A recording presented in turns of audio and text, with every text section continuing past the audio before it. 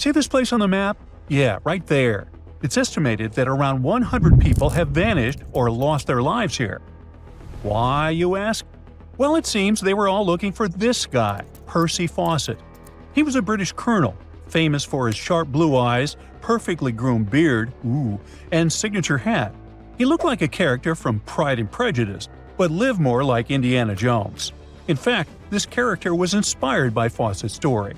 But his disappearance in 1925 was more macabre than any movie plot. Colonel Fawcett was bold. Not the ask-your-neighbor's Wi-Fi password kind of bold. I'm talking full-on, I don't care that much about my life bold.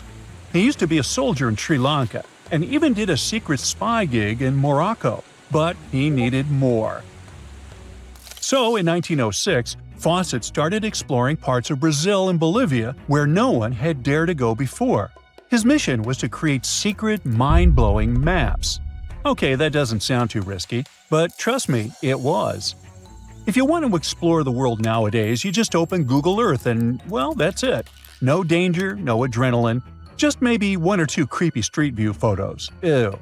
But we're talking about the beginning of the 20th century, when satellites and this weird Google car didn't exist. Back then, if you wanted to fill in the world map, you actually had to explore the land on foot. So that's how Colonel Fawcett ended up in South America. And he became famous for his expeditions to map out the wild Amazon. He was the first guy to record the locations of waterfalls in that region, for example. But then he got obsessed. Blame it on lack of sleep or whatever sketchy Amazon jungle juice he was sipping, but suddenly he was like, I'll bet there's an ancient advanced city hidden somewhere around here. Spoiler alert, there wasn't. But he was hooked on that idea. Hanging out with native Indians for so long convinced him that large groups could totally thrive in the middle of a massive rainforest. And of course, Fawcett loved a good old adventure story, especially the ones from the 16th and 17th centuries, written by European explorers. In those stories, adventurers claimed they had found huge settlements and fine roadways deep in the heart of Latin America. But Fawcett's all-time favorite story came from a manuscript written in 1753.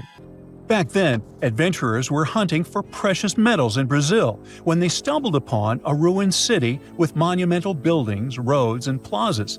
Oh, and every corner had a Roman-style spire. Naturally, the colonel was all in to find it. Too bad no one told him this manuscript is mostly considered a forgery. Yep, this story is as real as Snow White's. But then, things got weird. The settlement described in that manuscript was supposedly located in the northeast side of Brazil. But now, he's saying there's an advanced civilization in Mato Grosso, which is in a different part of the country. So he decided to name this new place the City of Z. Back in the 1920s, the colonel launched 2 separate expeditions to find it, but both trips failed, as he faced terrible weather, fever, and of course, exhaustion. Now, tell me in the comments, what do you think Fawcett did after 2 failed expeditions? Option A, he quit. Option B, he called his mom. Option C, he tried again because he didn't get the memo that the universe is clearly saying stop. Well, of course, option C is the right answer. This is relentless Fawcett we're talking about. So, 3 years later, the colonel finally gathered enough cash to launch yet another expedition in search of the City of Z. All he needed was a crew of people crazy enough to join him. Famous and experienced explorers were begging to come along. But nope, Fawcett decided to take his son and his best buddy instead. In January 1925, this brave trio set off on their journey. They packed mosquito nets, canned food, and made a promise, we shall return. Another spoiler alert, they didn't. Uh-oh. The journey kicked off in New Jersey, and then they sailed all the way to Rio de Janeiro, Brazil.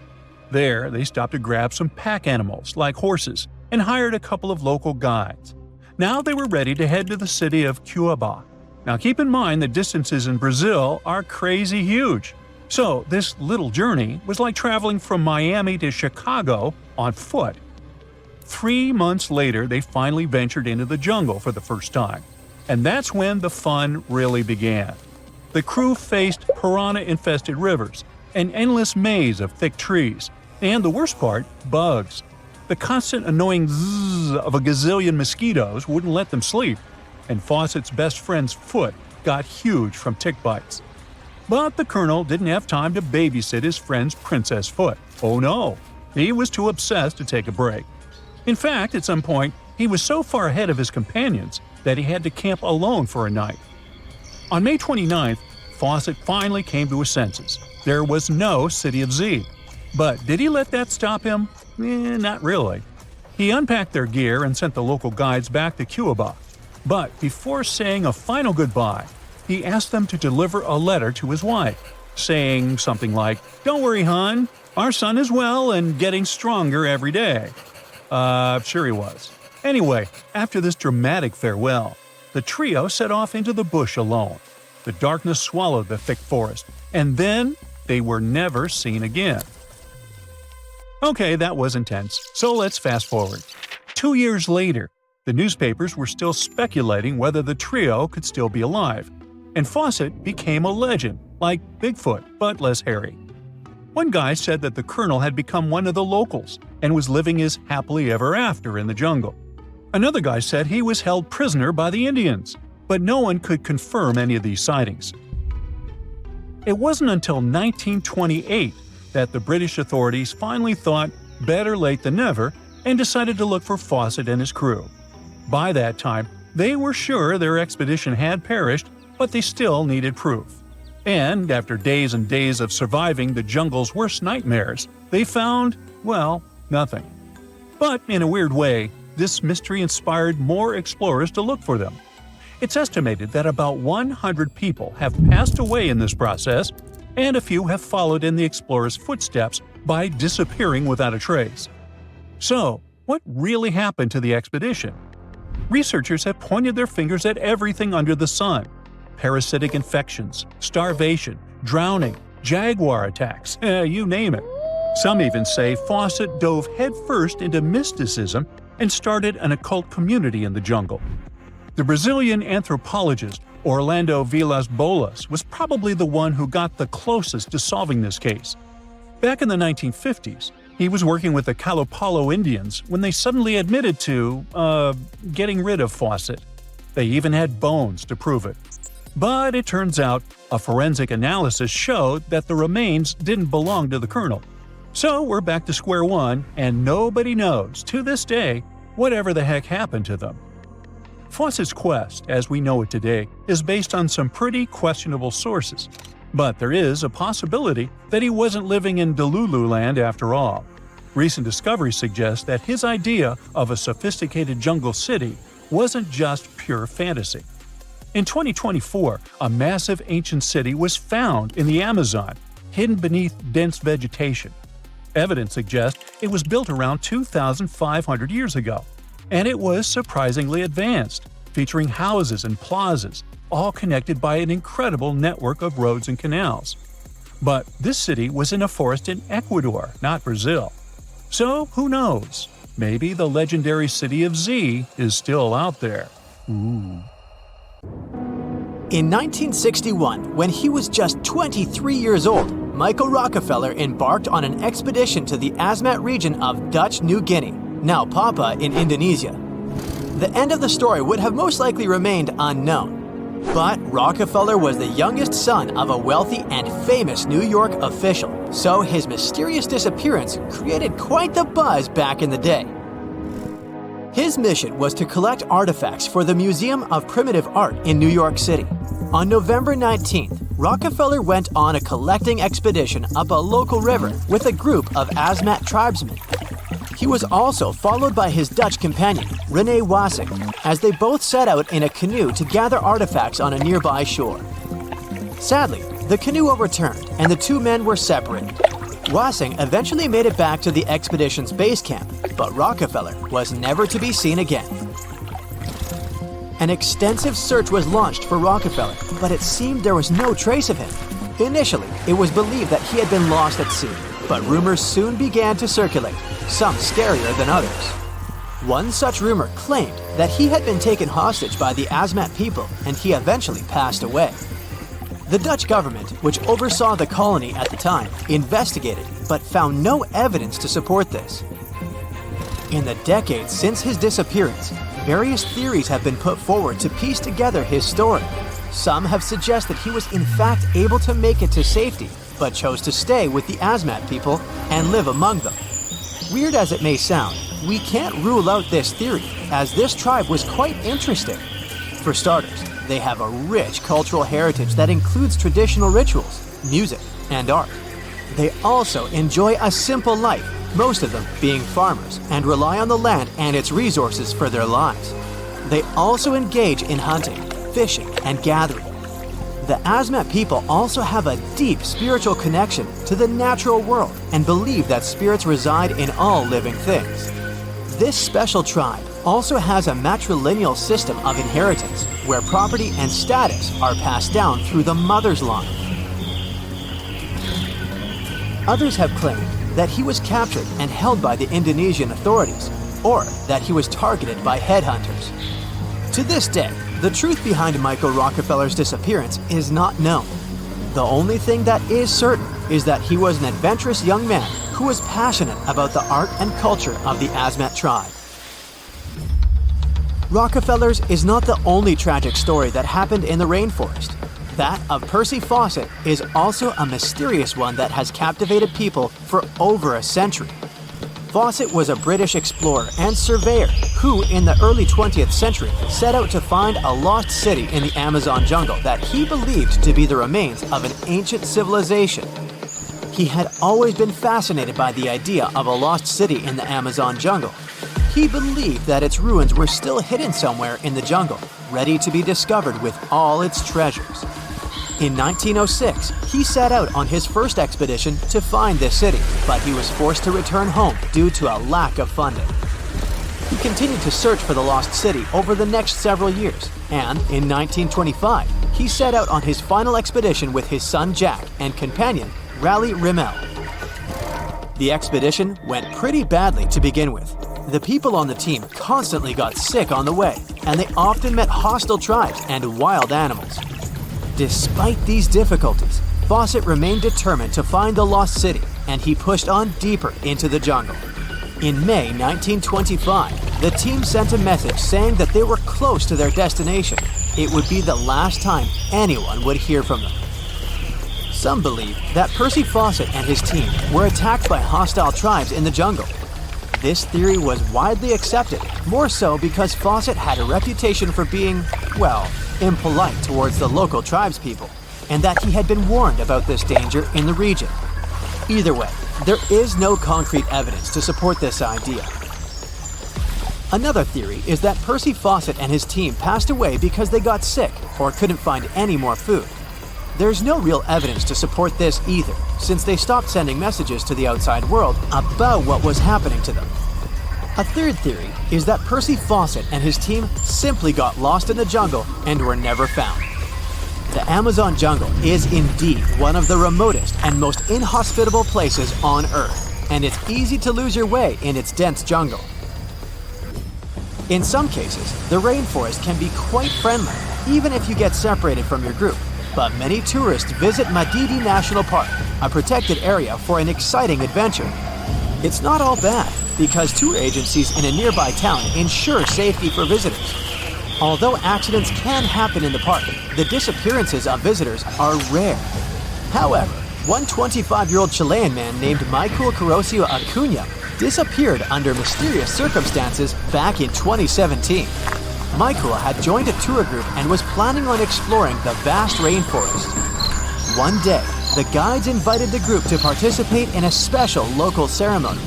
It was meant to thank Mother Earth for allowing them in the forest. Weirdly, Michael refused. Maybe he was tired, or maybe he just didn't care much about the local tradition. Either way, when one of the guides went to check on him, he was gone. Everyone searched for him all night, but couldn't find him. Soon enough, locals came up with the theory that the young tourist offended the local spirits by refusing to participate in the ceremony. They even said he must have been taken captive in another dimension altogether. The locals of the region believe that the rainforest is full of good and evil entities, which can be easily angered if you don't follow local protocol. 9 days later, The rangers started hearing screams from down the nearby river. They started their boat and went towards the noise. Michael was luckily found after being lost in the rainforest, only a mile away from the campground. He was weak, had been bitten by bugs, and had swollen feet, but seemed to be in high spirits. He joked, saying he wanted some soda.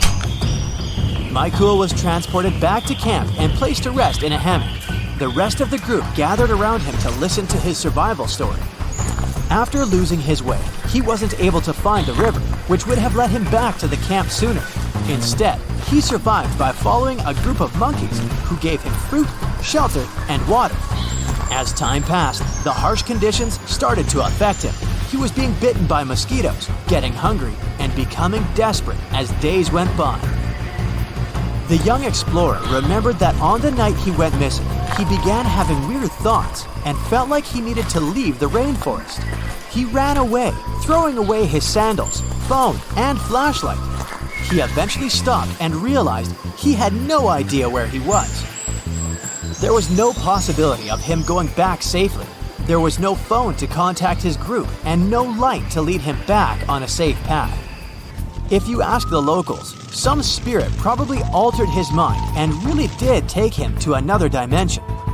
But even Michael doesn't believe that. To this day, he has no idea what made him act that way. Either way, he was extremely lucky to have made it out alive so that he could tell his stories to other travelers, especially the one about his new monkey friends. A college sophomore finished her shift at the cafeteria and decided to go for a hike. She got dressed, said goodbye to her roommate, and hitchhiked a ride to the start of a trail.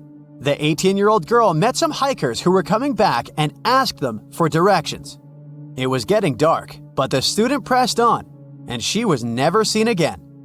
Her name was Paula Jean Weldon, and she went missing in 1946. She was walking along a trail near Bennington, a town in southwestern Vermont. The next day, her roommate reported her missing. The authorities quickly organized a search party.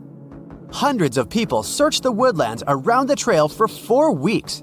Her college even shut down for a while so students and faculty staff could join the search. They came back empty. The girl had disappeared into thin air. Paula didn't pack a bag. She didn't take any extra clothes or money. All the evidence suggested she didn't expect to be out for more than a couple of hours. Her father was a well-known industrial engineer. He blamed the county sheriff for poorly conducting the investigation. Despite all the efforts, the poor girl was still nowhere to be found. Her case remains unsolved to this day.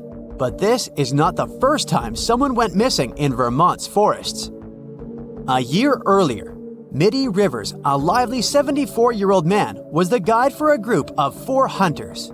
He reached a fork in the road with his son-in-law. Mitty said he would walk a short distance down one of the paths. After all, he didn't want to miss lunchtime back at the camp. But that was the last time anyone had saw him. The group he had accompanied searched for the man all afternoon before calling the police.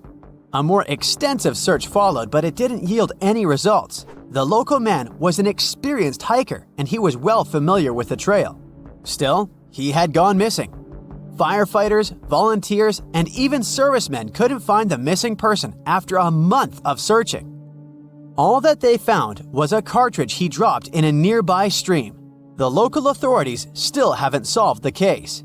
Nobody knew at the time, but Mitty and Paula were just the beginning. In just half a decade, 5 people in total disappeared in this part of Vermont. Years went by, but still nobody could explain their disappearances. And that's why the area got its name, the Bennington Triangle, after the famous Bermuda Triangle, where ships and planes have been disappearing for centuries. In 1949, the most puzzling disappearance happened in the Bennington Triangle. A 68-year-old veteran boarded a local bus.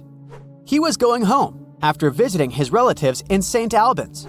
His family took him to the bus station, and there were 14 witnesses who claimed he was still on it at the last stop before Bennington. But he never got off the bus there. His luggage was still on the rack, and an open bus timetable sat on his empty seat. The man had apparently vanished into thin air while on a moving bus. And there's another weird thing. He disappeared on the exact same date the college student went missing 3 years ago. The youngest person to mysteriously vanish was an 8-year-old. He was with his mother while she worked on the family farm. She went to feed the pigs and left her son alone for an hour or so. When she came back, the woman couldn't find her son. The locals soon formed search parties and the local sheriff brought in tracking dogs. They picked up the scent but lost it suddenly at a nearby crossroads. The guy was never found. Again, there was a strange element to this story. The youngster was wearing a bright red jacket. This would have made him more visible to the rescuers. But more strikingly, Paula, the college sophomore who disappeared 4 years earlier, also had a red jacket. The final disappearance happened just 16 days after the little fella vanished from the farm. A 53-year-old woman was camping with her family in the Green Mountain National Forest. She went for a hike with her cousin, but there was a mishap. The woman fell into a stream. She decided to go back to the camp to change clothes. Her cousin thought she would join him later and continued along the path alone, but the woman never came back. In fact, she never reached their base camp. For 2 weeks, 300 searchers scouted the woods. They brought in helicopters, but found no trace of the unfortunate woman. The last disappearance in the Bennington Triangle had an ending. Not a happy one, though. In the spring of the following year, the searchers found the poor camper 3.5 miles from the original campsite. They had previously covered that spot, which made it only more mysterious. It was impossible to determine why and what happened to her. The only thing these 5 disappearances have in common is the period of time and the geographic area. 36 square miles of thick woods in the southwest of Vermont.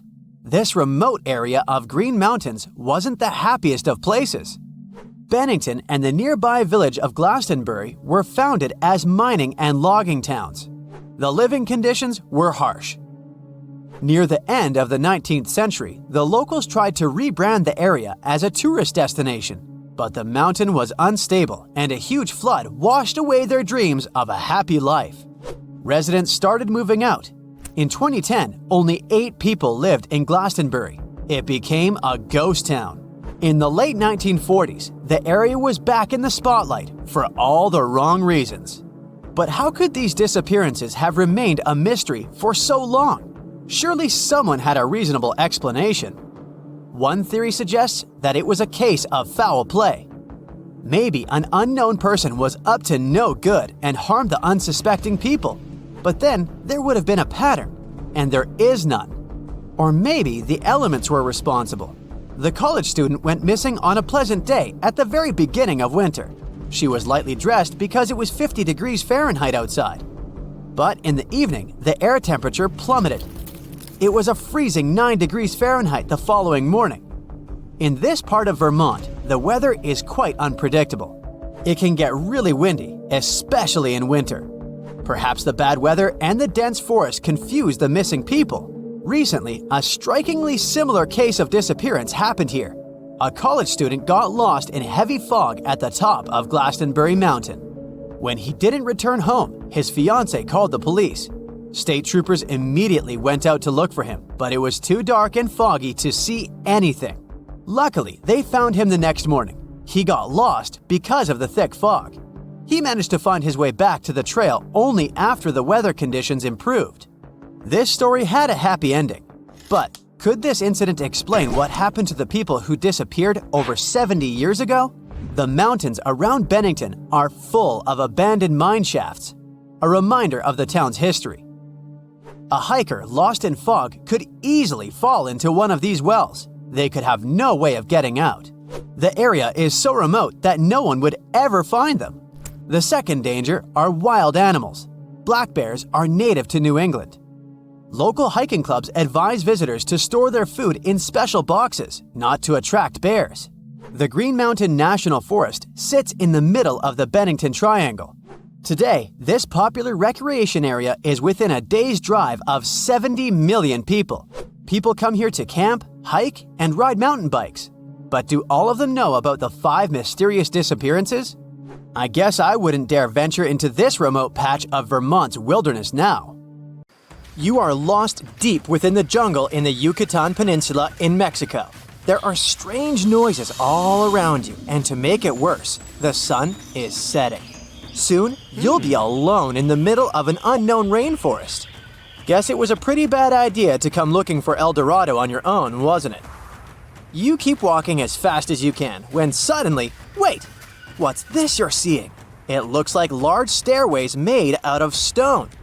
This definitely doesn't look natural, so you take a picture.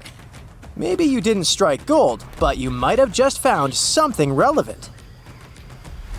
Congratulations! You found Akamtun, a long-lost Mayan city, hidden 37 miles into the jungle. The name literally translates to stone column. Stone was probably in at the time, so these guys used a lot of it to build their pyramids, houses, and even ball courts.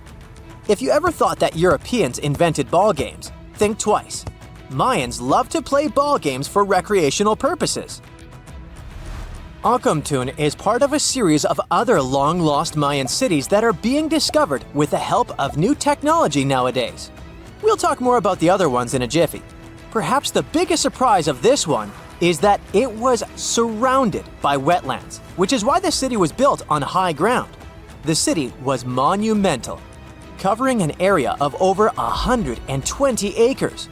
That would be as big as 90 football fields right next to each other.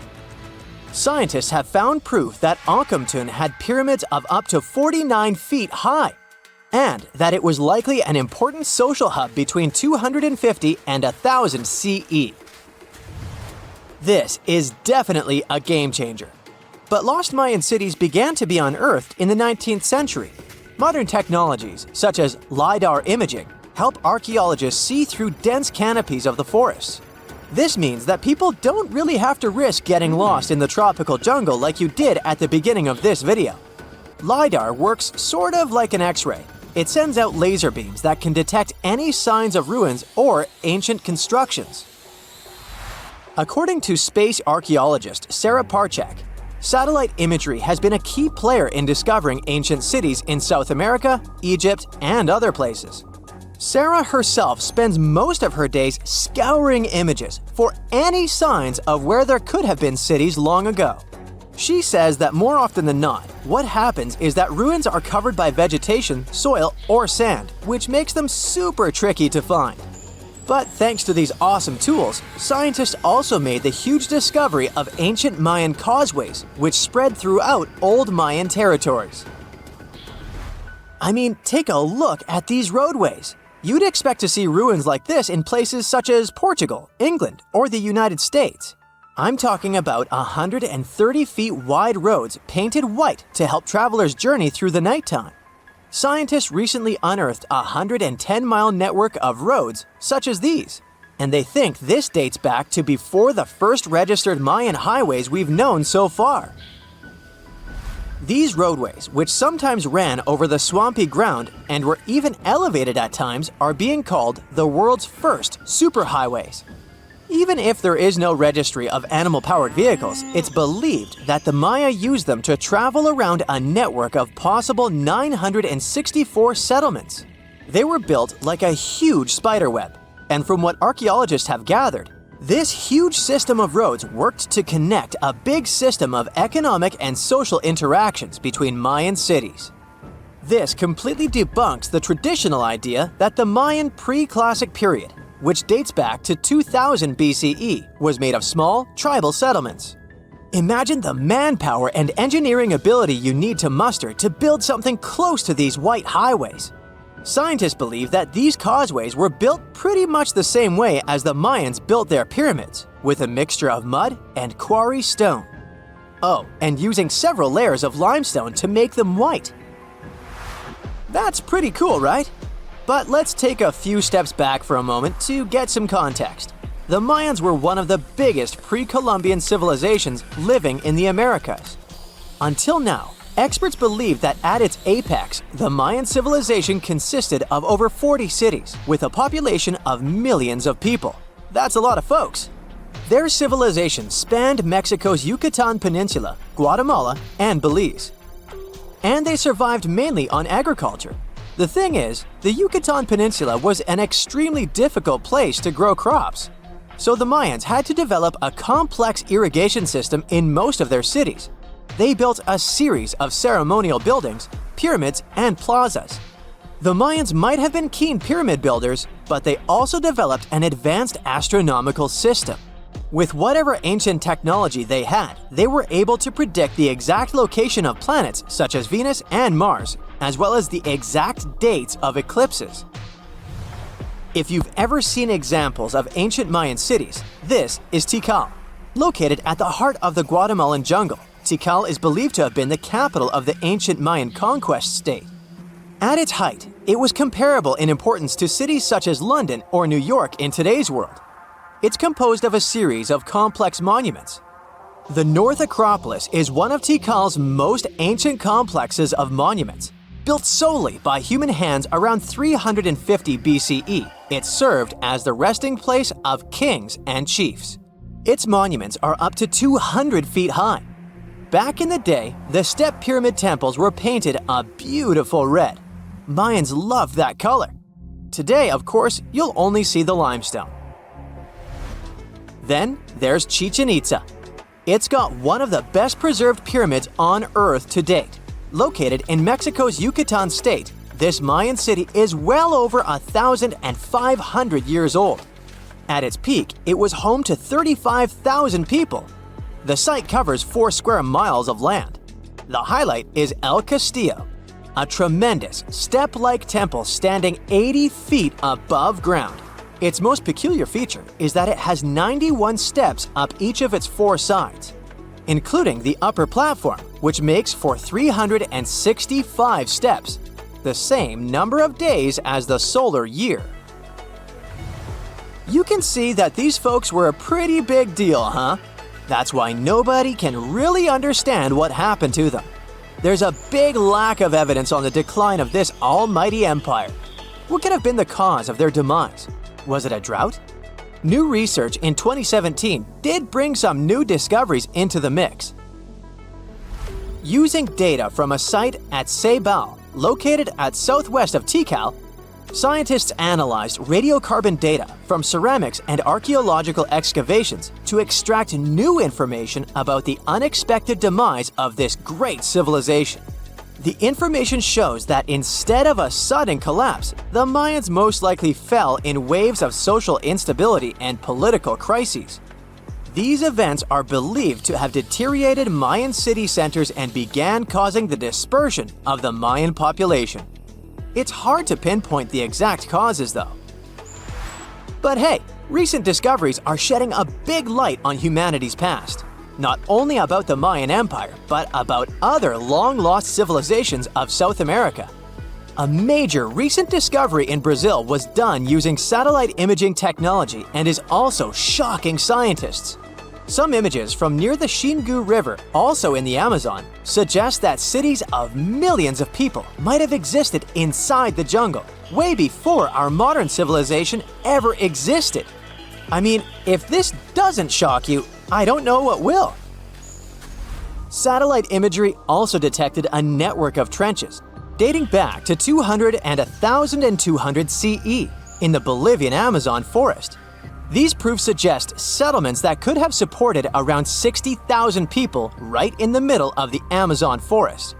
When researchers from the University of Florida went on ground to check the satellite information, they were shocked to find several mounds that were accompanied by ditches and geoglyphs. Archaeologists also found remnants of carefully designed walls centered around plazas, much like the type of construction done by the ancient Mayans. Amelia Earhart blazed a trail across the sky and left a comet tail of awe and inspiration. Her signature move? Oh, just casually zipping across the Atlantic Ocean, all alone, a feat only a person with nerves of steel could pull off. And if that wasn't enough, she whipped out another first, the inaugural solo flight from tropical Hawaii to the mainland US. However, one day, Amelia vanished during an audacious attempt to circle the entire globe in her trusty plane. Despite extensive searches, neither she nor her aircraft were ever found. Amelia's vanishing act turned into one of the most enduring whodunits of the 20th century. Now, let me tell you a bit more about the hero of our story. For starters, she came from the picturesque Kansas town of Atchison, but what made her truly special from a young age was the fact that she liked to break social molds. She liked to play basketball and tinker with cars. In between her adrenaline-filled exploits, Amelia served as a nurse's aide in Toronto. There, she started hanging around local airfields, probably trying to pick up some flying tips from the local pilots. Returning to the US, Amelia dipped her toes in pre-med at Columbia University, but traded her textbooks for a pilot's jacket after a thrilling airplane ride with a veteran pilot in 1920. That was the hook. Amelia became irreversibly smitten with the sky. Learning to fly was no small feat, but Amelia was up for the challenge. She enrolled for flying lessons soon after. To fund her high-flying dreams, Amelia got down to earth, slogging away as an administrative clerk in the city of Los Angeles. After scrimping and saving, she finally bought her own set of wings, a bright yellow plane, which she lovingly dubbed the Canary.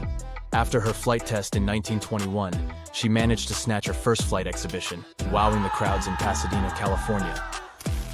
When it came to setting records, Amelia was a master.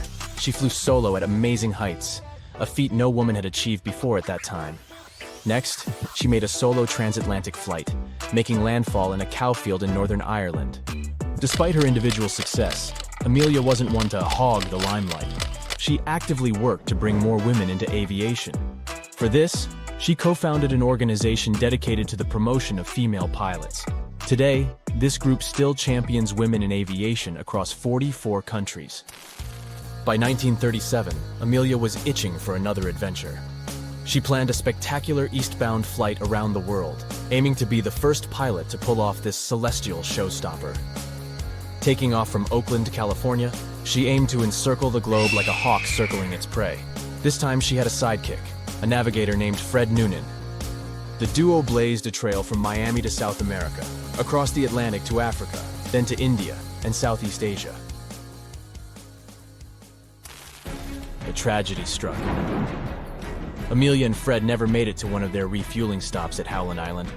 Their last radio contact with the U.S. Coast Guard was enigmatic, to say the least. After U.S. officials greenlit a massive search, the world waited. Sadly, after 2 weeks of suspense, Amelia and Fred were declared lost at sea. Ever since, countless theories have bubbled up about their fate. The official verdict is that the pair were lost in the Pacific Ocean.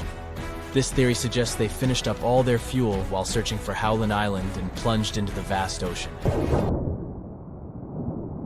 Over the years, various well-equipped expeditions have tried to locate the wreckage near Howland, but alas, the ocean isn't spilling the beans.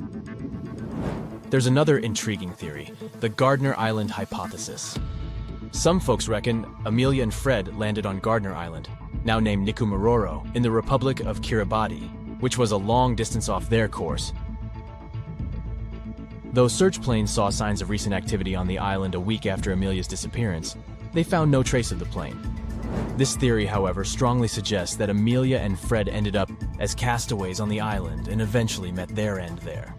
Some evidence supporting this includes artifacts like a piece of plexiglass, a woman's shoe, improvised tools, and a cosmetics jar from the era, even some suspicious bones. But despite expeditions and sniffing border collies, no conclusive proof has emerged. Now, what do Godzilla-sized crabs have to do with Amelia Earhart's disappearance? It turns out that these quirky creatures might possibly hold the keys to one of history's greatest unsolved mysteries. These ginormous creatures, the coconut crabs, would make you think twice before you dismiss anything as too large. They tip the scales at a whopping 9 pounds and can stretch out to a startling 3 feet. To put it simply, they make your average pug look like a snack. This theory takes us back to that tiny island in the Pacific, where Amelia supposedly made a pit stop but left no trace, Nikumaroro. When people went looking for clues regarding the famous aviator's disappearance, one rule was drilled into their thoughts. Watch out for those monster crabs. Their pincers can really pack a punch. By day, our explorers could easily steer clear of these hard-shelled creatures. They'd find the crabs lounging under the lush coconut palms, or maybe enjoying the breeze among the branches of the trees. Yes, you heard right. These critters are also good at climbing. But when the sun sets, well, that's when things get crabby. Those courageous explorers quickly learned that sleeping off the ground was essential unless they fancied a late-night claw massage. You see, these jumbo crabs are like the leading actors in this theory about what happened to our heroine Earhart and her navigator. According to this hypothesis, when the aviators missed their mark at Howland Island, they improvised a landing strip on Nikumororo's reef. The plane eventually wandered off. Planes do that sometimes, leaving Earhart alone on the island. Well, alone except for our mighty crustacean friends. By the 1940s, people had set up shop on the island, and a chap unearthed some bones. However, he managed to find only 13 of them out of a possible 206, the total amount of bones in a human body. So, where did the rest of them go? You guessed it. Our robber crabs might have fancied a little midnight toy. Evidence indicates that the crabs have a tendency to clean up the island by dragging stuff back to their cozy burrows. Over the years, multiple experiments have been conducted to verify if these crabs have a peculiar hobby of bone collecting. In one such study, they introduced some bones to the island and kept their eyes peeled. Within a fortnight, the crabs had made a buffet out of it. In another exciting chapter, our researchers brought dogs from the Canine Forensics Foundation to give the area around a wren tree a good sniff. The dogs had earlier indicated that someone had kicked the bucket there. Despite their best efforts, they couldn't find any bones, but they're still hopeful. After all, if history has taught us anything, it's to never give up. These theories at least have some science to back them up. But as with many famous disappearances, there are also juicy ones. Was Amelia captured by someone? Were she and Fred secret spies who returned to the US under new identities? One of the craziest theories was neatly packaged in a book called Amelia Earhart Lives. The author put pen to paper and argued that our beloved Lady of the Skies didn't just vanish into thin air. Instead, she pulled a Houdini. And here's where things get extra zesty. According to this book, Amelia was nabbed by a foreign government. Thankfully, US officials came to her rescue. After a heroic effort, they transported her into the most clandestine relocation program ever. Her new identity? She transformed into a mysterious suburban housewife under the name Irene Bolam. But, as with all good stories, there was a twist. The hiccup was that Irene Bolam was already out there, living her life and probably whipping up a mean meatloaf in her suburban kitchen when she got wind of her new identity as a repackaged Amelia Earhart. Obviously, Irene wasn't too thrilled about this revelation, so she lawyered up and took a stand against the claims, vigorously denying this shocking identity swap. It's the first day of your long-awaited trip to the Amazon forest. You flew all the way to South America. More specifically, you landed in the city of Manaus. It's the heart of the Brazilian Amazon. So far, you've traveled by air, car, and now water. You are on a tiny boat, moving through the dark waters of the Amazon River. Yes, the river is also called the Amazon. And just FYI, it's the second longest river in the world. It loses only to the Nile River in Egypt. The Amazon sprawls for an impressive 2,700 square miles, beginning in Peru and ending only when it meets the Atlantic Ocean off the coast of Brazil. To get a closer look at the forest, you decide to start by exploring it by boat. First up, you watch some piranha fishing. You can even try to catch one yourself if you like. As you may know, piranhas are carnivorous fish that inhabit the Amazon River, so it might not be your best option to go swimming in these waters. One of the most emblematic species of alligators present in the Amazon River basin is the broad-snouted caiman. It looks pretty much like a regular alligator, except for the fact that it has a yellow chin. Your guide leaves the boat and searches the water to show you a caiman up close. He also tells you of another legendary creature that lives in the dark waters of the river, the pink dolphin. Lucky you get to witness a family of pink dolphins showing their fins near your boat. They look magical from the place where you're sitting. You've probably never known dolphins can be pink, huh? After a few mesmerizing moments, you discover that the dolphin's pink color is nothing but an illusion. The animals are originally pinkish-gray, but due to the brown colors of the Amazon River, they look vivid pink when you stare at them from above. Your guide tells you that the pink dolphin is a central character of Brazilian folklore. Locals believe that the pink dolphins can turn into humans and wander off into towns at night.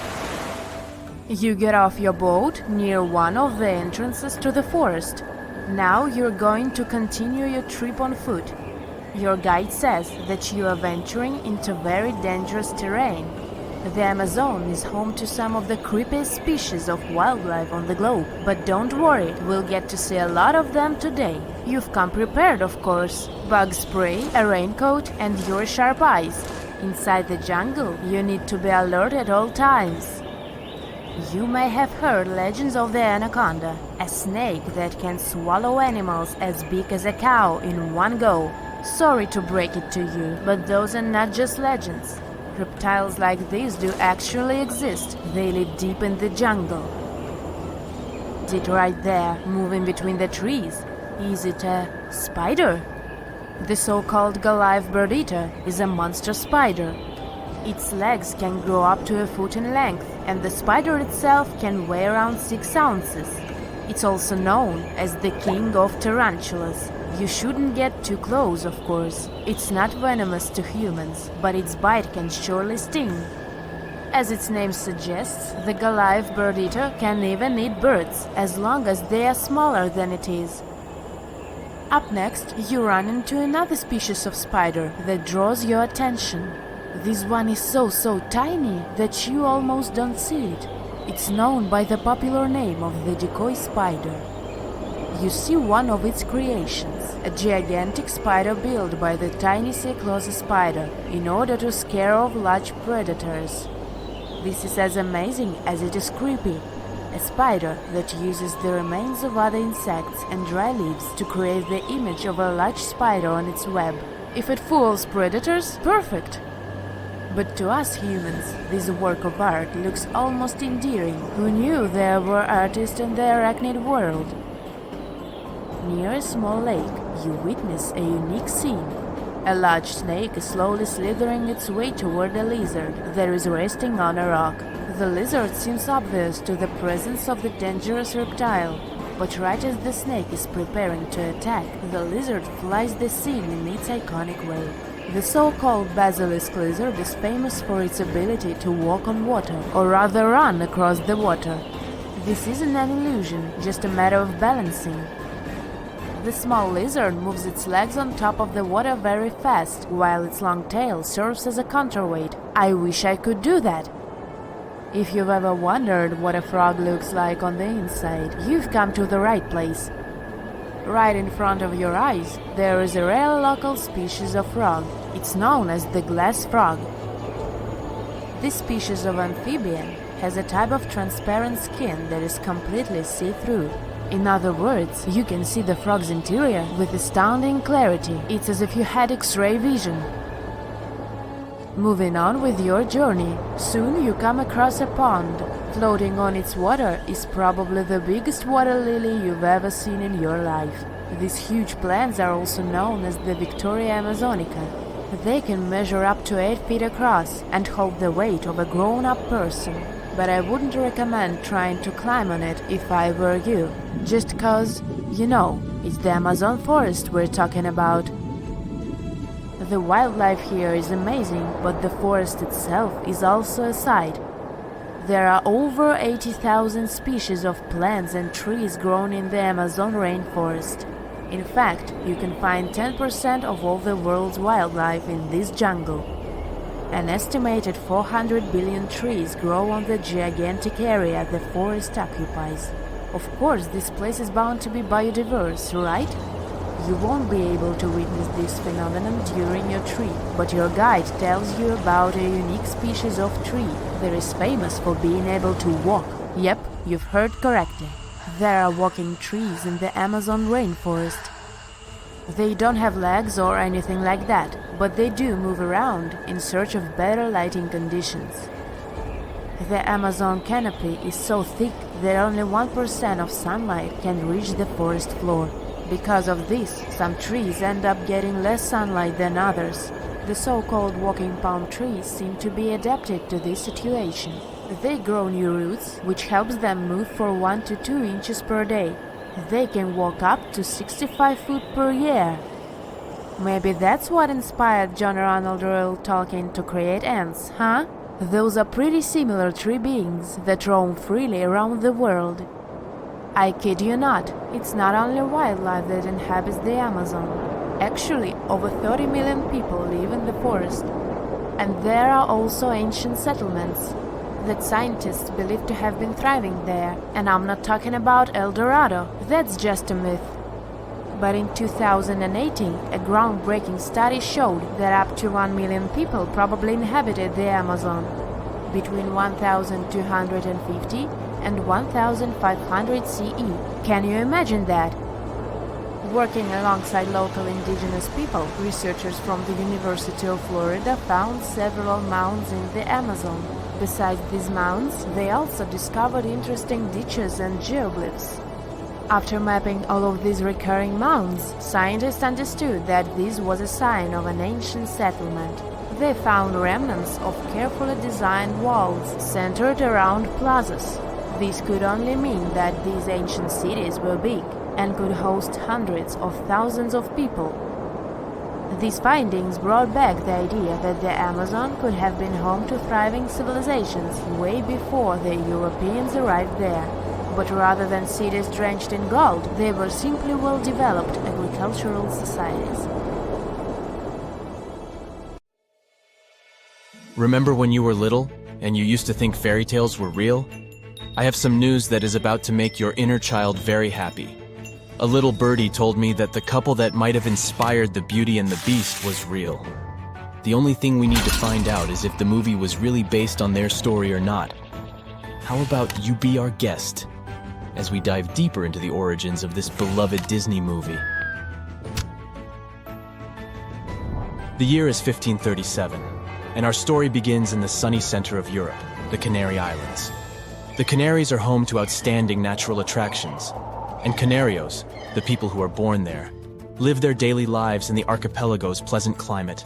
That year, a certain gentleman was born on the Canaries, and his destiny would be different from those of his fellow islanders. Meet Pedro Gonçalves. Pedro was born into a typical family, with a very rare congenital condition called hypertrichosis. If you've never heard of this before, hypertrichosis is a condition that can make someone look like a real-life werewolf, minus the howling part. It allows for hair to sprout excessively in places where hair wouldn't normally sprout. If in 2023 we still aren't sure of the causes of this disease, imagine people all the way back in the 1500s. Dermatologist Sarah Taylor says that throughout history, there have only been 50 documented cases of this condition. This is how rare Pedro's case was.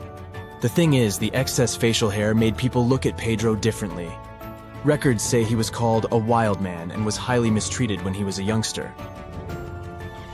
10 years later, Pedro was put on a ship and sent to France as a gift to King Henry II. The king was about to be crowned, and it was normal for people to shower him with all kinds of presents. Little Pedro disembarked in the French city of Fontainebleau, where he moved into the king's castle. The entire court took interest in the boy as soon as he arrived. The castle's academics and doctors asked to study him closely, hoping to figure out if he was really a wild man. Soon enough, they understood that Pedro was just a 10-year-old boy. The boy even told them his name, which the French then changed to Petrus Gonçalves. The court communicated the news to King Henry II, and the king immediately ordered that the boy be given a proper education. As you're probably already thinking, Petrus's life changed completely at that moment.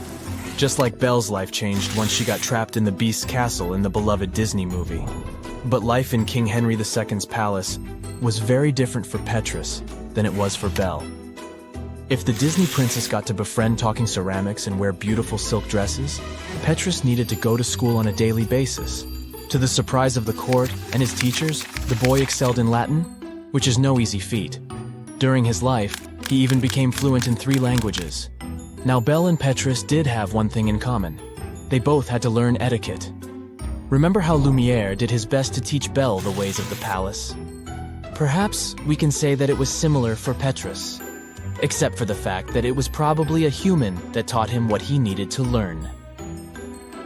The king became impressed, and soon Petrus was a frequent presence in the court. For the first time in his life, he would dress like a nobleman and take part in the court's social activities. But still, records show Petrus was never considered fully human. due to his congenital disease. In 1559, King Henry II passed away, and Catherine de' Medici, his wife, took over the palace. If in the Disney version of the tale there is an infamous evil witch that curses the prince to become a beast, in this story, there is a not-so-kind queen. As far as records show, Queen Catherine de' Medici decided to arrange a marriage between Petrus and another gal also named Catherine. Let's call her Kathy, so we don't get too confused. The thing is, the queen didn't tell Kathy of Petrus's congenital condition, which doesn't sound too cool to me, huh? Kathy was the daughter of one of the court's royal servants, and as was the practice back then, when a queen told you to marry someone, you usually did. So Kathy didn't question the fact that she hadn't met Petrus, or knew nothing about him before the wedding. One can only imagine Kathy's surprise when, on her wedding day, she discovered who Petrus really was. There is no official record of her reaction, although rumor has it that Kathy wasn't too happy initially. But this story has a plot twist that Queen Catherine could never have imagined, and this plot twist is the cheesiest of them all: love. Like in the Disney fairy tale, Beauty, aka Kathy, found that true love was hidden way deep beneath the surface, and that Petrus's exterior appearance was only a small aspect of who he was. Perhaps Queen Catherine could never have imagined that the real Beauty and the Beast would be married for nearly 40 years. They would even have children. Nobody knew if the couple's children would be born with Petrus's condition, so it was a surprise when their first child was born without it. The couple had 7 children in total, and 4 of them did inherit Petrus's hypertrichosis. The Gonsalves family became a huge attraction in France's court. They became known as the Wild Family and spent the rest of their lives touring through Europe.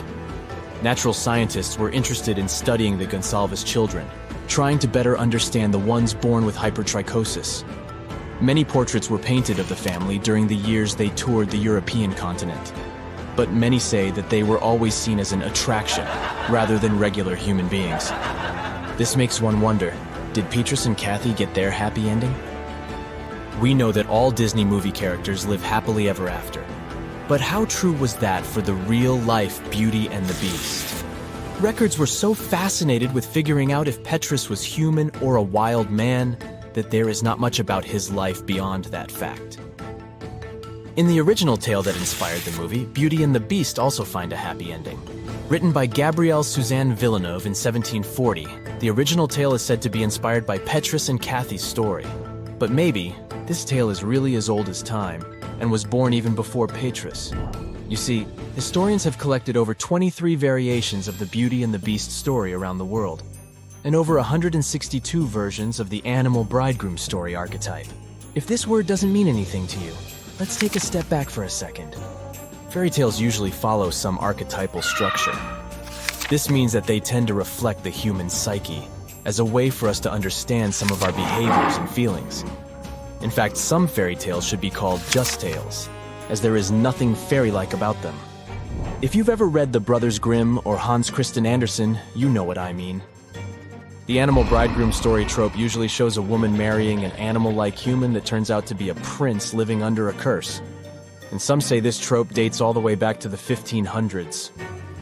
The Disney movie never sets a historical date for the Beauty and the Beast story. From the outfits worn, some people say it's set around the 1700s, which would be the epoch that Villeneuve's tale represents, rather than Petrus's time period. All we know is that if this was inspired by the Gonsalves family life, Villeneuve twisted quite a few things. If in the movie, Belle breaks the beast's curse with the power of true love, in real life, that's not what happened to Petrus. There was no evil witch cursing him. He would never be able to get rid of his condition. The turning point of this story would be if society would have accepted him as he was, and perhaps never have called him a beast to begin with.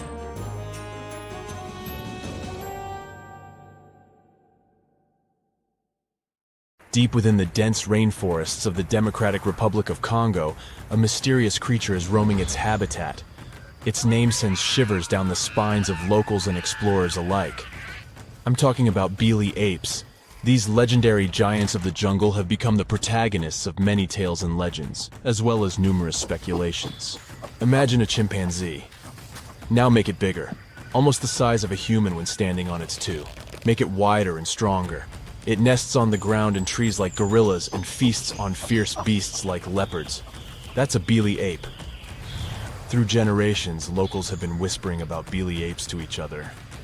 There are stories of them roaming the jungles on their 2 feet, vanishing into thin air when encountered by a human but leaving massive footprints behind. People claim that they have heard the creatures howling at the moon. They also state that the beasts are immune to poisonous darts. Locals call them the ones which beat the tree, and the one which kills the lion. Local communities view them as guardians of the forest, possessing ancient wisdom passed down through the ages. About 2 decades ago, scientists and researchers got intrigued by what was going on in those rainforests and what those creatures were. A group of researchers went to study them, and here's what they found out. Remember that the locals say that Bili apes avoid humans. That's true, but not exactly.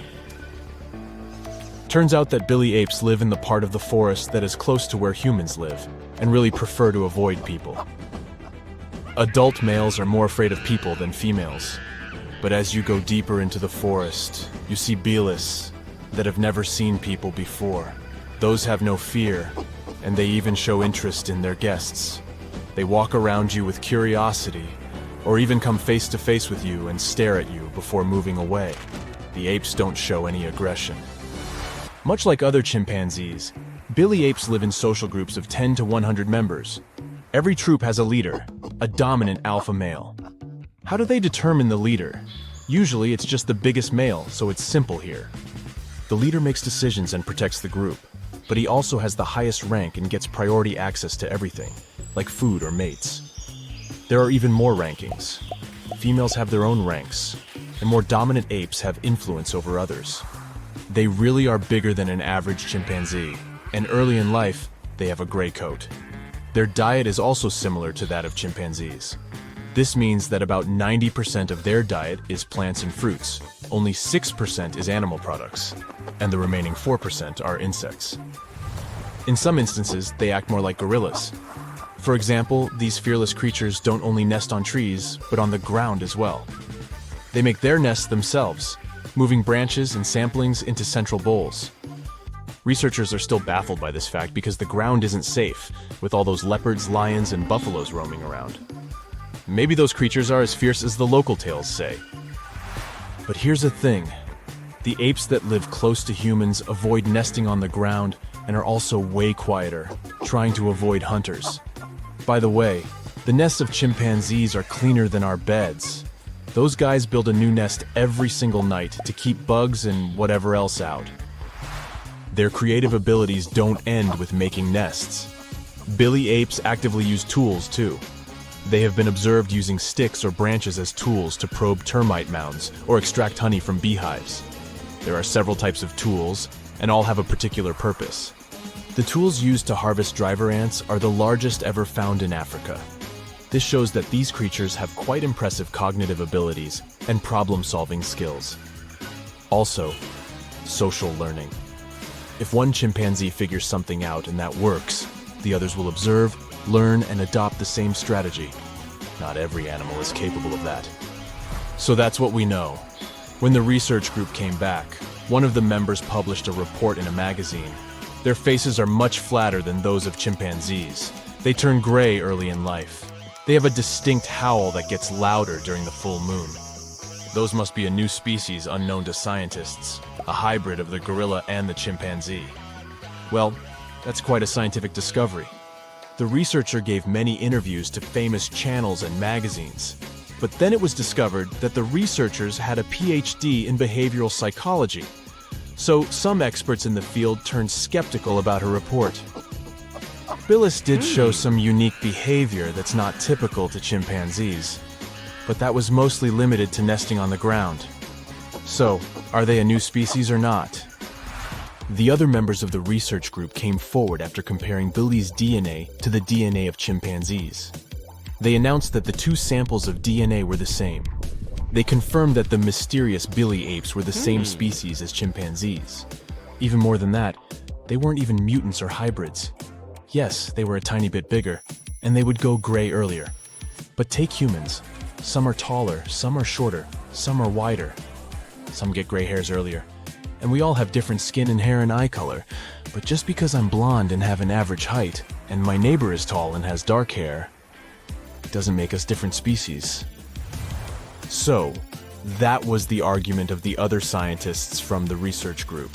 So, the whole speculation of Bili apes being a new species unknown to science was nothing. The claim that Bilis howl at the moon was also debunked by another researcher from the group. The story is not new. There were other instances of such wrong calls, but there were also the opposite cases, when two species were believed to be the same but turned out to be different. For example, Sumatran orangutan and Bornean orangutan were thought to be the same species for a while. But in the late 1990s, scientists established that the two were different. Both look alike, and both have that typical shaggy reddish fur, but Sumatran orangutans have longer hair and have closer social bonds with their community. Bornean orangutans are the ones who would go down to the ground more often. Both of the species are endangered, with just a bit over 100,000 Bornean orangutans left and just 14,000 Sumatrans.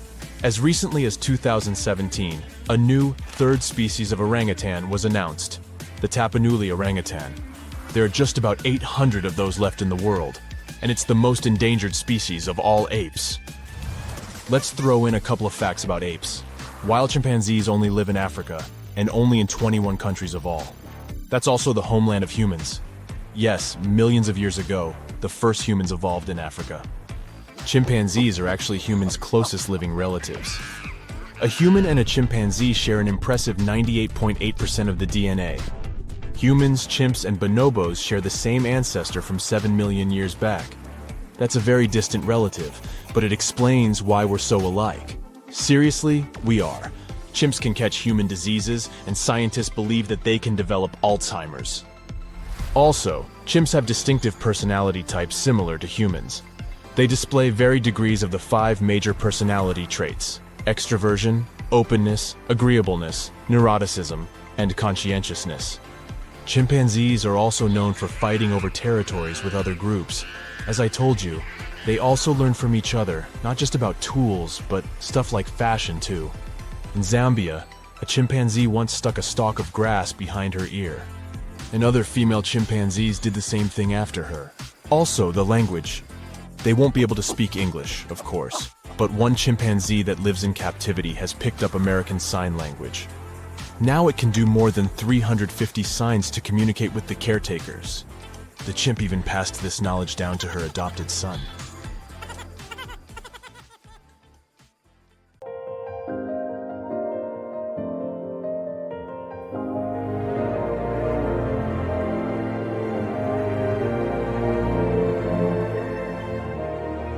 Welcome to Nome, a small town located in the south of Seward Peninsula on the west coast of Alaska. If you live here, I'll bet you say there's no place like Nome. Well, maybe not. It's cold and snowy here, and no roads connect this town with other settlements.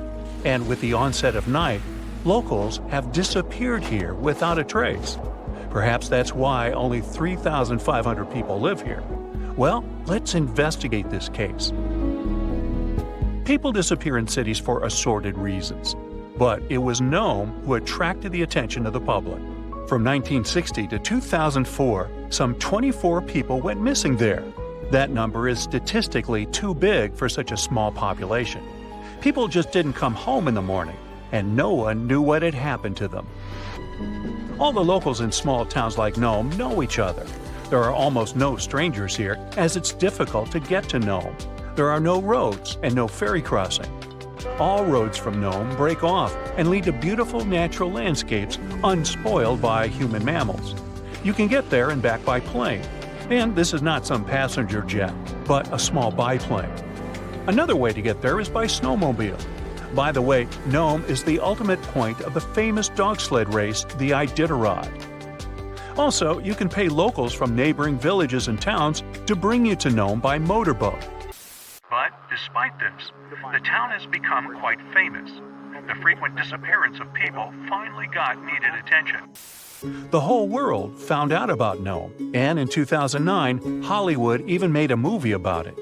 For a long time, no one could solve the mystery. The police had no clues, no witnesses, nothing. There are long, cold nights here in winter, and the air becomes so cold that a glass of water freezes in minutes. Snow can fall constantly. Therefore, if someone leaves the town at night, snow will sweep all traces away by the morning. Of course, people began to come up with their own theories. The most popular one was about someone who took people away by force. The police didn't find any evidence that some person could do it. So, if it's not a human, it could be some beast. And again, police found no evidence to support this version. After that, people started thinking that creatures from other planets caused these disappearances. Many locals were sure that the town was a popular destination for extraterrestrial spaceships. The plot of the Hollywood movie The Fourth Kind was based on this version. More time passed. Finally, the police and the FBI launched a large-scale investigation, and they uncovered the truth. They realized that the stories about missing people were exaggerated. The popularity of Nome and the constant talk about fantastic things made people believe in the reality of these versions. Now, let's assume that some of the appearances were made up. But still, many people are gone. What about them? The answer is bars and harsh weather. Entertainment venues are open at night. Some locals have fun, leave the bar, and go home. At this moment, a heavy snowstorm begins. Visibility drops to zero, and the strong wind knocks you down. This way, a person might simply get lost. And that's it. The truth turned out stranger than most versions.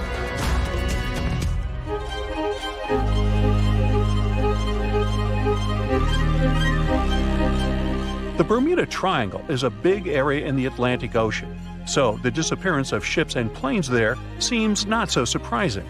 But it's much creepier when it happens on a lake. Let's visit the Lake Michigan Triangle. It's located between Michigan and Wisconsin. For a couple of centuries, terrible things have been happening here. People put the same legends around this place as around the Bermuda Triangle. They reported unexplained phenomena and saw flying objects above the lake's surface.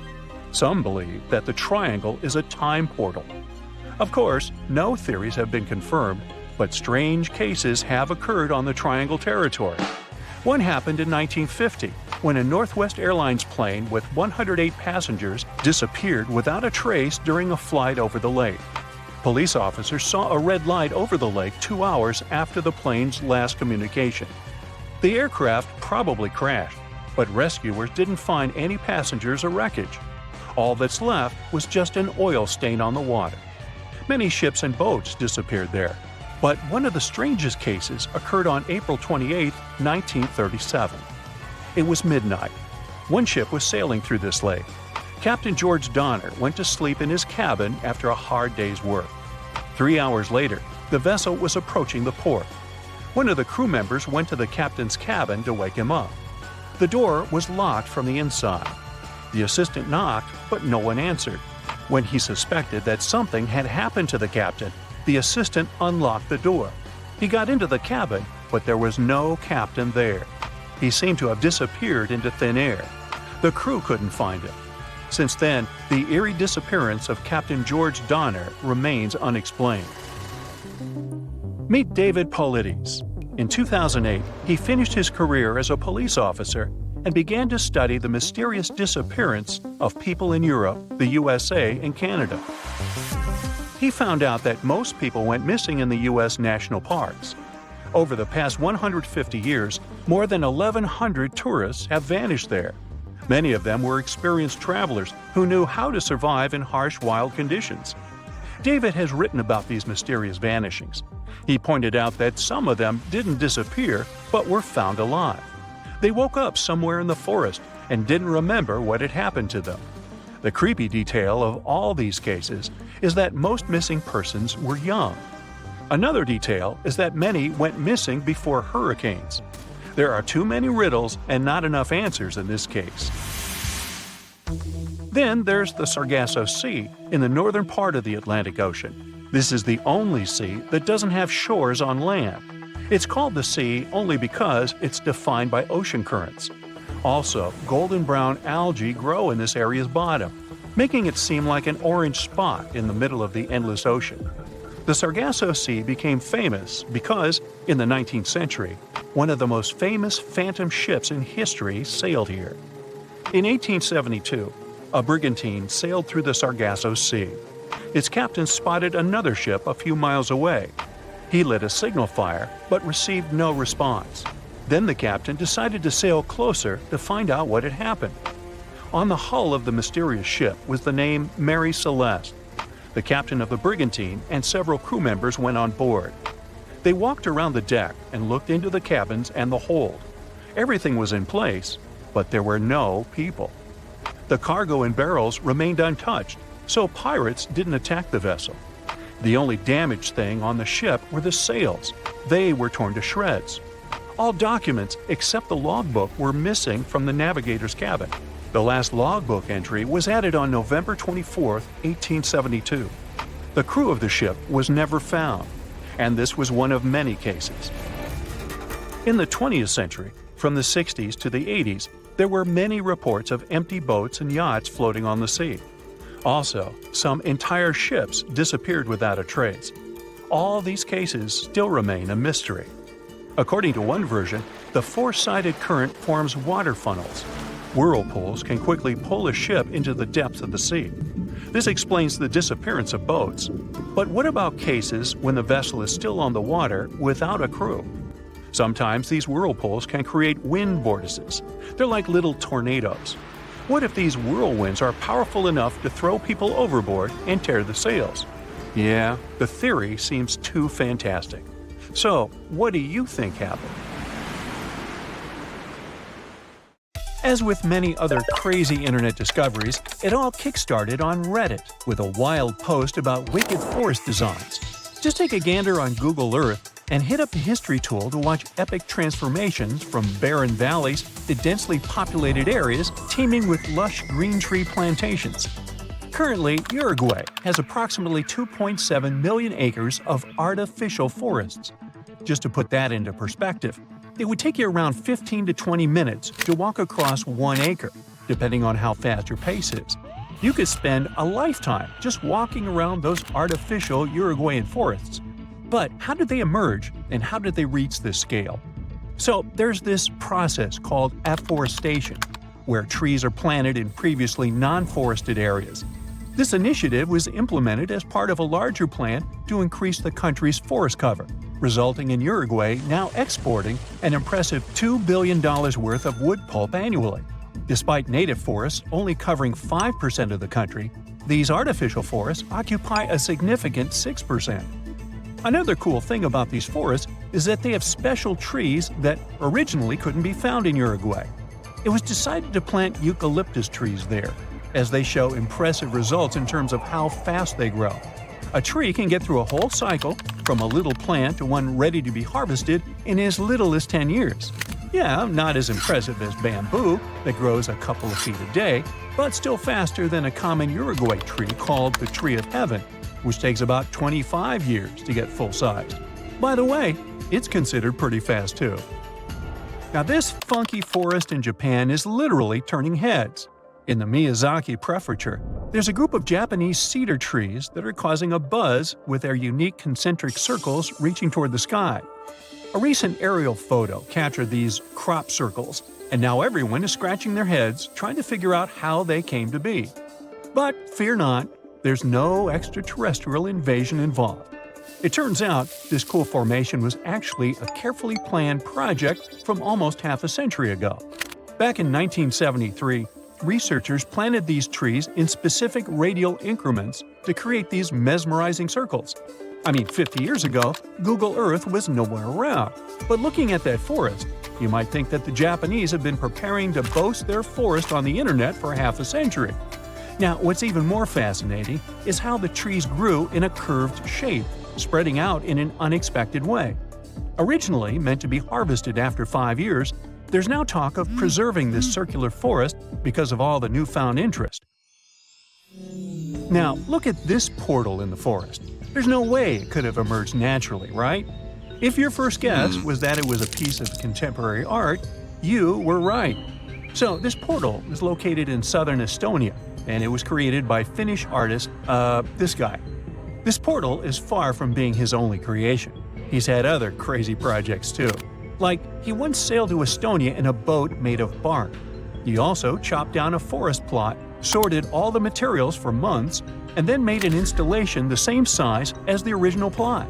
There was even a time when he cut a line in ice with a chainsaw and ended up in a freezing swamp. This guy definitely knows how to surprise people. Most of his works are nature-related, so you probably shouldn't be surprised that this forest portal is yet another creation of his. What do you think the artist wanted to convey through this portal? Let us know in the comments. Trees are something that are definitionally straight, right? Well, not as long as you're in the crooked forest in Poland. Near the ground, the trees there bend sharply to the north, then magically straighten back up after a little detour of 3 to 9 feet. It's like they're doing the limbo, but with trees. The mystery of how these trees ended up swerving like they're on a roller coaster is still unsolved. Some think humans might have intervened to create some funky furniture or boat-building material, while others blame it on a wild snowstorm. Nobody knows for sure. Regardless of how they got this way, the Crooked Forest is a hot spot for tourists and nature lovers. If you ever come to Poland, make sure to visit this nature's wonder.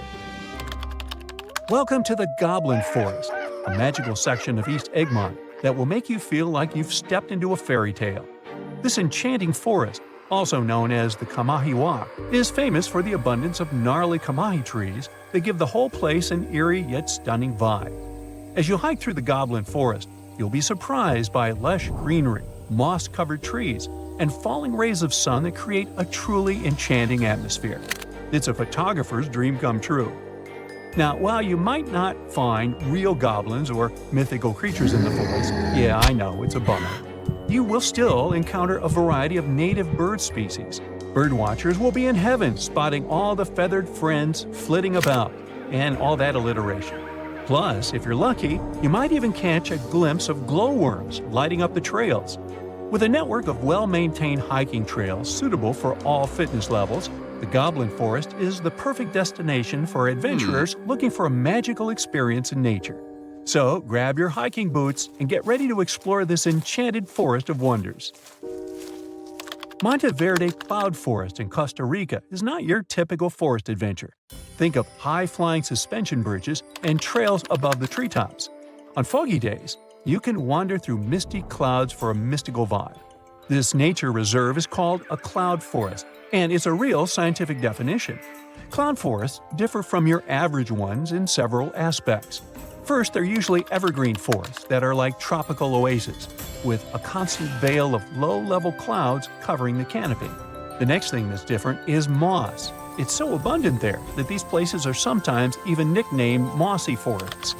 Going back to Monteverde Cloud Forest, however, it's more impressive if you visit it on a foggy day. But even on clear days, the views of the lush greenery are absolutely stunning. Now, if a regular forest sounds a bit boring to you, our planet has something more fun to offer. How about an underwater forest? Whether you're a local Oregonian or just passing through, Clear Lake is definitely a dive spot you've got to check out. True to its name, Clear Lake lives up to its reputation, with crystal clear waters boasting up to 100 feet of visibility. It's like swimming in a massive pool. But brace yourself, because it's a chilly 38 degrees Fahrenheit all year round. Nah, I wouldn't venture in there. It's more adapted for penguins, I guess. Well, never mind. This lake is special because of its history. It was formed over 3,000 years ago by volcanic activity that redirected a river, preserving ancient trees that you can still see standing tall underwater today. There's this section known as underwater forest, where you can see ancient trees deep down. An underwater forest walk sounds fancy, doesn't it? And in Madagascar, there's not a forest, but an avenue of trees.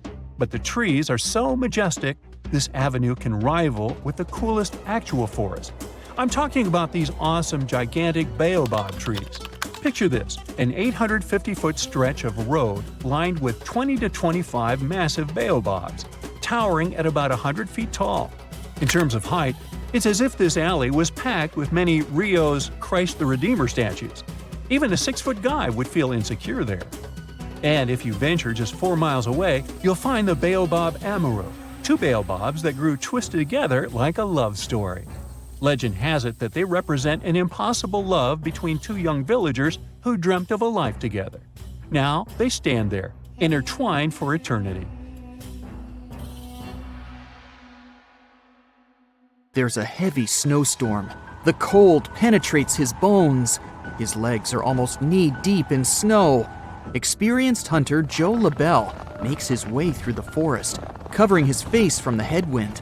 Any other person would have already fallen and screamed in despair, but not Joe LaBelle. He can survive in any circumstances and always knows what to do. Right now, he's heading to one of the villages in the far north of Canada. This small settlement is located on Lake Anjikuni. The inhabitants of this village are Inuit, indigenous people of North America.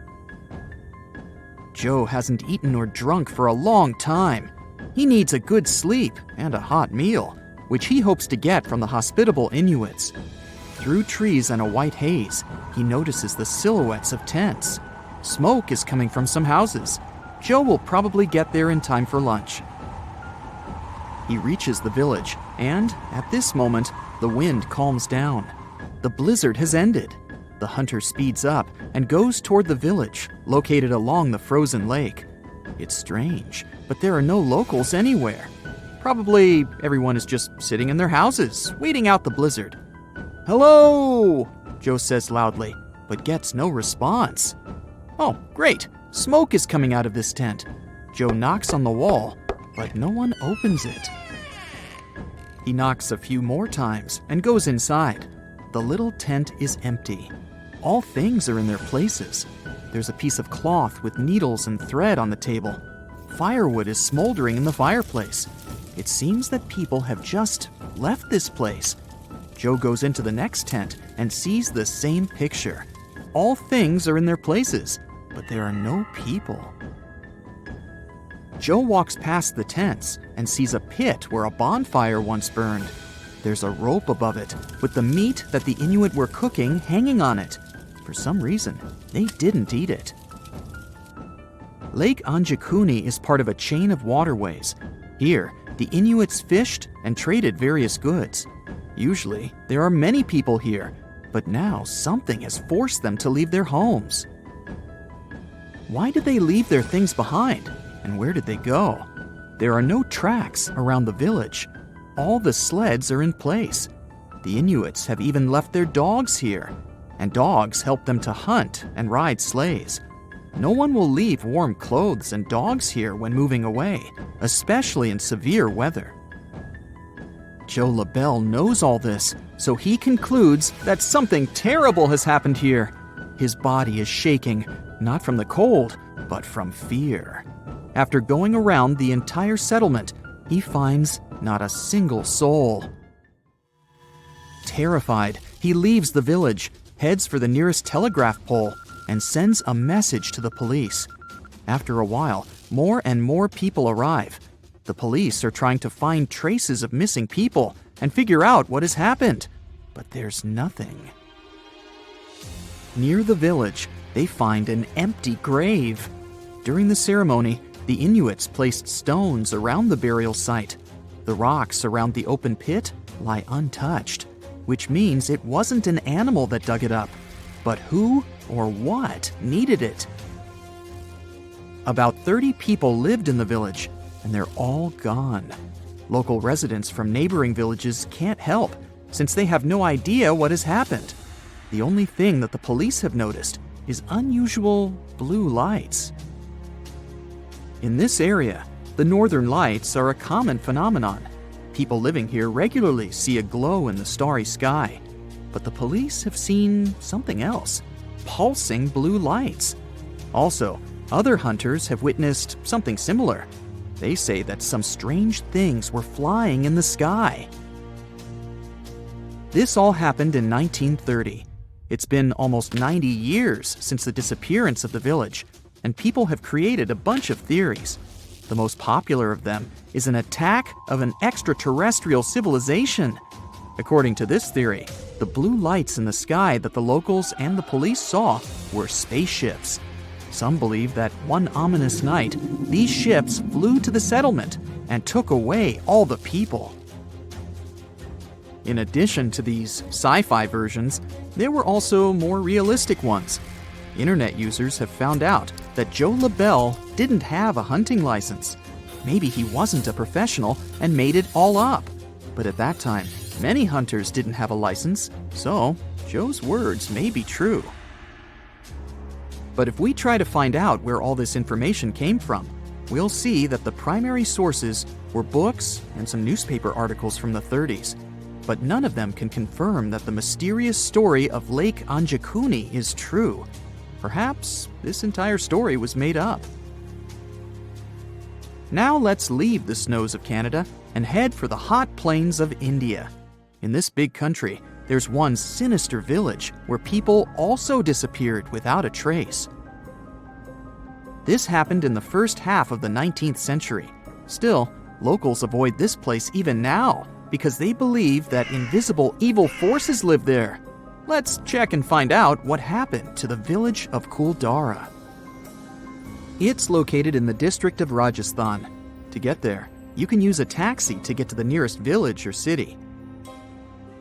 The village is located far from other settlements. It looks deserted. There are only ruins. It looks like archaeologists have recently dug this place out of the ground and left it here. But this is not an ancient city. The village was abandoned more than 200 years ago. But up to that point, this place had been thriving. Kuldara was a large village. Local people were mostly farmers. They sold their agricultural products. And then, one night, everything changed. People abandoned their homes and stuff and ran away from there. No one knows why they did it, and no one knows where they went. Nobody has ever seen the inhabitants of Kuldara again. Apart from tourists, almost no one comes here. The locals are sure that the village is cursed and is the center of paranormal activity. If you ask residents of other nearby towns or read the information on the internet, you'll learn a couple of legends about this place. One popular version says that people left this village because of a lack of water.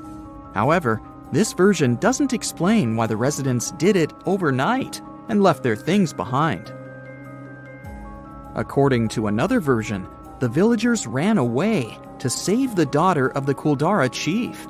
One local ruler fell in love with her and wanted to marry her. He threatened the locals with grave consequences if the girl rejected him. The ruler gave them 1 day to make a decision. The residents disagreed with such a requirement. As a sign of solidarity, they decided to leave the village together with the chief and his daughter. But if this is true, why did no one else see these people? They must have escaped to another settlement. In addition, they needed their things on the way there. The stories of Kuldara and Lake Anjikuni have one thing in common. People left a comfortable and safe place for an unknown reason. A similar story happened in Ireland with a small village on the island of Achill. About 40 simple houses made of stone and straw were located along the valley of Keem Bay. The village was mentioned in documents dated back to the 1830s as a group of small buildings. But today, there's practically nothing left of it, except pieces of walls and small mounds of ground. People from other settlements don't remember this village, but we know about it thanks to the records of travel writers. They describe the incredible beauty of this place and the village in their diaries. Students of the local archaeological school tried to find the answers. They started excavations and discovered that the villagers could have left the village because of hunger or some disease. A bridge, a very helpful structure that traces back to the Neolithic times. The oldest bridge in the world, at least the one that is still standing, is the Arcadico Bridge, built more than 3,000 years ago. But there's a river you cannot cross using a bridge, the Amazon River, the largest and longest river in the world. Okay, the Nile River is actually the longest river in the world, but the Amazon wants both titles for itself. The Amazon River is born in Peru and crosses Colombia and Brazil until it reaches a massive delta at the Atlantic Ocean. Its waters travel a longer distance than Frodo and Sam, and yet not a single bridge has ever been built over it. Why is that? First of all, seasonal floods change the size of the river. During dry seasons, the Amazon is about 3 miles wide, but during heavy rains, it can get up to 30 miles wide in a few weeks. Not only that, but the flood also makes the river change its position. Now imagine trying to build a bridge in a place where the ground turns into water for about 4 months. Not an impossible task, but not the easiest one either. Now, if you look back at your geography classes, you might remember that the soil of the riverbank can be very soft, especially in the Amazon, which means it can erode and shift. Heavy rains also create marshes, a type of wetlands that actually reduces the magnitude of the floods and purifies the water. It's also home to many animals. This means that to build a bridge, part of this wetland would have to be drained, which would ruin the lives of all those animals. Besides, the foundations of said bridge would have to be deep, and that would cost a lot of money. The rain creates yet another problem for the potential bridge.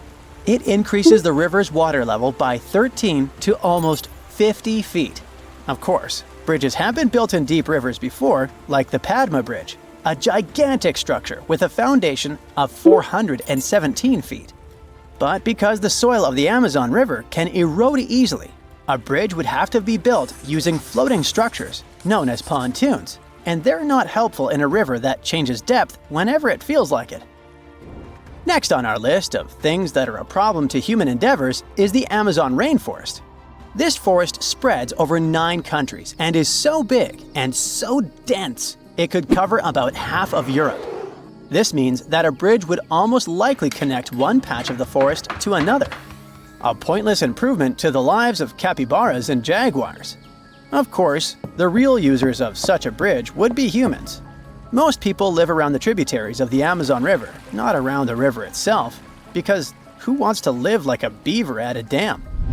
There's even a state called Amapá on the left side of the Amazon River that is completely cut off from the rest of Brazil. You could easily take your car and visit its neighbor, a place called French Guiana. But if you wanted to go to another part of Brazil, you'd have to find other means of transportation. Aside from small riverside populations that live right on the riverside, of the Amazon, bigger cities were built near tributary rivers, like the Rio Negro, which has a bridge, by the way, and the Nanay River in Peru. The bridges that go over the Nanay and the Rio Negro are the only 2 bridges over the rivers in the Amazon basin. The lack of good roads and highways inside the Amazon also makes the creation of bridges a pointless endeavor. Back in the 70s, humans had big ideas on how to explore the Amazon ever more, which is why they decided to build a highway which would cut the Amazon basin from left to right. The road, called the Trans-Amazonian Highway, was supposed to bring people to the heart of the Amazon. But it seems like the difficulties of building more than 2,000 miles of road inside a dense rainforest were not foreseen. Halfway through, the project was abandoned because it was super expensive and problematic. Nowadays, highways in the Amazon basin are always flooded, filled with holes and mud. This whole situation creates a ripple effect. People don't live near the river because it's hard to access it. The roads don't go there either, because it's hard to build them, which in turn makes even fewer people want to settle on the banks of the Amazon River, because they have no roads to get them there. So, if there are no roads and no bridges, how do people live there? You're not gonna believe this, but the riverside population uses a very old but reliable invention called a boat. The Amazon River is fully navigable, and the people that live there use it like a road. Much like motorcycles, cars, and buses, the Amazon River has canoes, speedboats, and ferries. There's even a very specific ferry called Obidense, transporting people to the municipality of Óbidos, hence the name. Locals do everything on boats.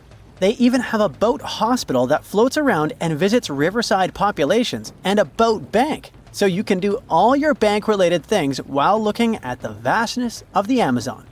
Honestly, genius invention. The downside to this lack of bridges is that it stops us from exploring the truly hidden gems of the world. In the Amazon, for example, there are over 10,000 undiscovered archaeological sites. We may never be able to dig out stuff like fortified villages, geoglyphs, and many other structures. It would be pretty neat to go full-on Lara Croft in the middle of the Amazon, but these findings are tucked deep in the heart of the forest. At the same time, only on a boat are you able to witness the crazy phenomenon of the unmixed waters of the Rio Negro and the Solimões on the Amazon River. For more than 3 miles, these two tributaries of the Amazon River flow side by side without mixing. The speed and the temperature of these waters are different, so you'll see a river that looks like coffee and Coca-Cola mixed. This awesome phenomenon is called the meeting of waters. But the Amazon River is not the only river in the world deemed bridgeless. The Congo River, the second longest river in Africa, only has one bridge crossing it. The two Congos, yes, there are 2 different countries in the world named Congo, are separated by the Congo River, and so far, no roads connect them. Also, fun fact, some geologists believe that back when Gondwana existed and the continents were all cuddled together, the Amazon and the Congo River were one river connected to each other. Another place with a lack of bridges is the east side of the Thames in London. The west side of the river is narrower, which makes building a bridge easier. There are about 33 bridges on the west side alone, but if you want to cross the river from the east side, it's gonna be a hassle. The thing is, back in the 1800s, shipping companies decided that building too many bridges over the Thames was too expensive, because this was a shipping route and the bridges would have to be taller than usual. The structure would also have to be long, since some parts of the Thames are about 1,870 feet wide. But building long bridges is not a problem per se.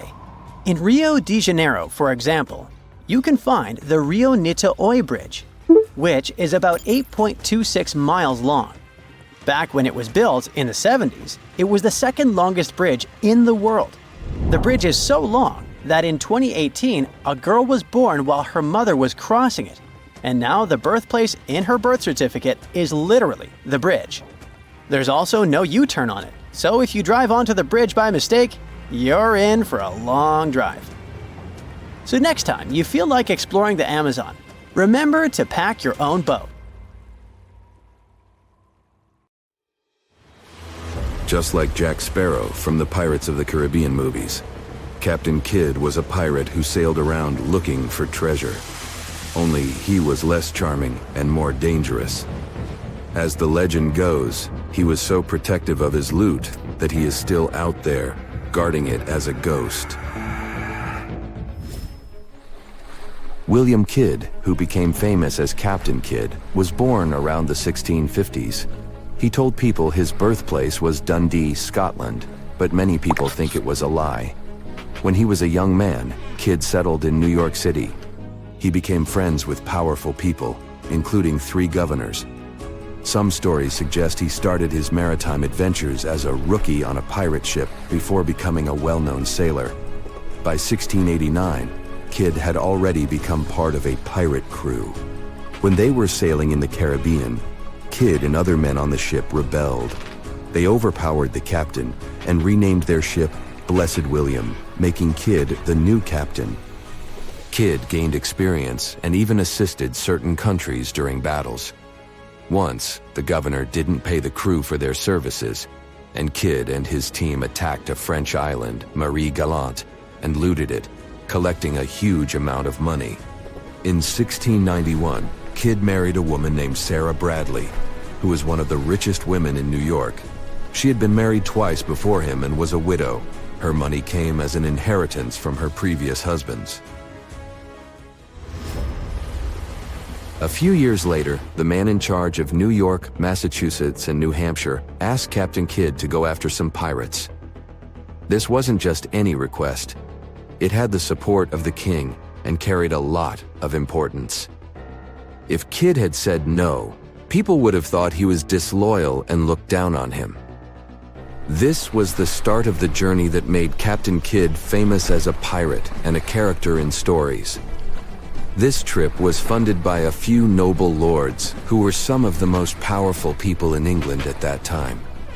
The king himself signed a letter that gave Kidd permission to be a privateer, which is basically a pirate who can do all piratey things with a legal license. This letter said that 10% of the treasure he may find would go to the king. To get some extra cash for the trip, Kidd had to sell one of his ships, the Antigua.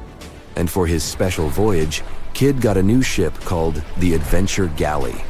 It was perfect for chasing pirates, with 34 cannons, oars, and a crew of 150 men. The oars were handy because they let the ship move even when the wind wasn't blowing. Kidd was very picky about his crew, choosing only the best and most loyal officers. But as the Adventure Galley sailed, something strange happened. Kidd was expected to salute a Navy yacht, but he did not. So, the Navy yacht fired a shot to show Kidd he needed to pay respect. But Kidd and his crew decided to do the opposite. They turned around and slapped their backsides in disrespect. After this, the Navy captain got angry and took many of Kidd's crew members to work for the Navy, even though privateer crews were usually free from this obligation. Kidd, short of men, sailed to New York, where he captured a French ship. To replace his lost crew, he hired a lot of known criminals, some of whom were likely former pirates. In September 1696, Captain Kidd set sail for the Cape of Good Hope in Africa. His journey faced troubles right from the start. Cholera caused many of his crew to get sick and pass away. Even worse, their brand new ship started to have lots of leaks. Kidd was also on a mission to catch some pirates in the Indian Ocean, but he couldn't find them. As his big plan started falling apart, Kidd got desperate to make money to cover his costs. The worst happened a few months later. Kidd attacked one of his own crew members because the man wanted to board a Dutch ship, but it would have been considered an act of piracy. The man passed away due to his injury. Things were going downhill fast for Kidd, and a Royal Navy officer declared him a pirate. Kidd changed his ship's flag to look like it was French and captured a big Indian ship called the Quedagh Merchant. It was loaded with valuable stuff like silk, gold, and silver. Kidd decided to keep the Quedagh Merchant and sailed to Madagascar. There he met another pirate named Robert, who had taken Kidd's ship years ago. There are two different stories about how it went. One says Kidd was nice to him, and the other says Kidd was scared and wanted to wait for his backup to attack. But whatever the case, most of Kidd's crew left him to join Robert. Kidd decided to give up and go back home. He left his old ship, the Adventure Galley, behind as it was falling apart. Before he set it on fire, he took all valuables from it and boarded the Adventure Prize. The British authorities had a law that offered pardons to pirates in the Indian Ocean, but they made sure Kidd couldn't get one. They didn't want to forgive him because he was connected to some powerful people in England. Kidd found out he was wanted as soon as he reached Anguilla, and he couldn't use the pardon. The government had changed, and new leaders wanted to use him to make their rivals look bad. They thought Kidd would spill the beans about his powerful supporters. However, Kidd refused to reveal any names, believing that his friends would come to his rescue, but they failed him. Some say he might have escaped punishment if he had talked, but he didn't. Kidd was sent to London to stand trial before the High Court of Admiralty. They accused Kidd of piracy on the high seas and the accident with a crew member. While he waited for his trial, he was locked up in the notorious Newgate prison. They found him guilty on all counts and sentenced him to public execution, though many questioned if the evidence was enough for such a harsh verdict. He was executed on May 23, 1701. His body was displayed over the River Thames for 3 years as a warning to anyone thinking about becoming a pirate. Some of Kidd's crewmen were supposed to be punished in the same way, but they were set free before their executions. The loot Captain Kidd had collected over the years made people believe he must have hidden it somewhere. This sparked loads of treasure hunts in different places, Some people say that Kidd might have hidden the treasure on the Rahway River in New Jersey, just across from Staten Island. Evidence suggests that Captain Kidd hid a small stash of treasure on Gardiner's Island, near New York. It was supposedly found and sent to England as proof against Kidd in his trial for piracy. Around the Bay of Fundy, people have been looking for Kidd's treasure since at least 1875. They believed he hid it there during his time as a privateer. There's a place on the island called Money Cove because of these stories. Considering how Kidd met his sad and unfair fate, it's not surprising that people have claimed to see the ghost of Captain Kidd. Some people reported spotting him at Trinity Churchyard as if he was searching for his own grave. There's also a story of two men who tried to look for Kidd's jewels in 1825. They actually found a treasure box. But before they could crack it open, the ghost of Captain Kidd himself rose up from the ground next to the treasure chest. This sight was so terrifying that it made the men pass out. Both of them claimed to have seen a truly creepy figure emerge from the earth. It breathed out sulfur fumes and seemed to glide over the ground. Thankfully, there is no solid evidence that confirms these ghost stories. You go for a hike in the steep mountains of Mammoth Lakes, California. The terrain is rugged and difficult. The icy snow makes it harder to walk. Halfway along the hike, you spot something out of the ordinary. From a distance, you spot scattered stuff lying on the rocky ground. You walk a little closer to have a clearer look and see what appears to be the remains of an airplane. It turns out that the debris belonged to record-breaking pilot Steve Fossett. Authorities had been looking for him for almost a year. No one could find him and explain what caused his plane to crash. It seemed like such an easy flight for an experienced pilot. So what could have happened to him? You see, years before this tragic event, Fawcett was attempting a much riskier feat. He was trying to be the first pilot to fly around the world solo in a hot air balloon. Now, can you imagine spending 2 weeks in a tiny container just to break a world record? If you're wondering, here's what you'll need to fly around the globe: a sound navigation system, a wealthy sponsor, and tireless endurance. Even though balloons are the oldest flying vehicle, no one until Fawcett managed to fly around the world with them, and it sure wasn't a breeze. It's day one of Fawcett's second attempt to fly around the world in a balloon. The year is 1997, and an anxious crowd gathers in St. Louis, waiting for Fawcett's takeoff. The pilot walks into the stadium with a big smile. He certainly doesn't look the part of an adventurer trying to achieve the impossible. But this is the trip of his life. To prepare, he trained to acclimatize himself to an altitude of 12,000 feet. The conditions are harsh. He's flying in an unpressurized cabin and in between the clouds. It seems unlikely he'll make it all the way, but there he goes. The balloon launches into the air. The crowd beneath is cheering and waving him goodbye. The wind of about 5 knots allows the balloon to launch. On the first night, one of his heaters breaks. It is freezing outside the cabin, but he gets through the night. Fawcett's secret weapon is the world's first balloon autopilot. It gets lonely up there, and the constant need to focus makes one very soon tired. At night, he turns on the autopilot to get some sleep. It fires the burners in a computer-programmed sequence and keeps the balloon on the flight path. Fawcett needs to wake up and operate the burners to change the altitude.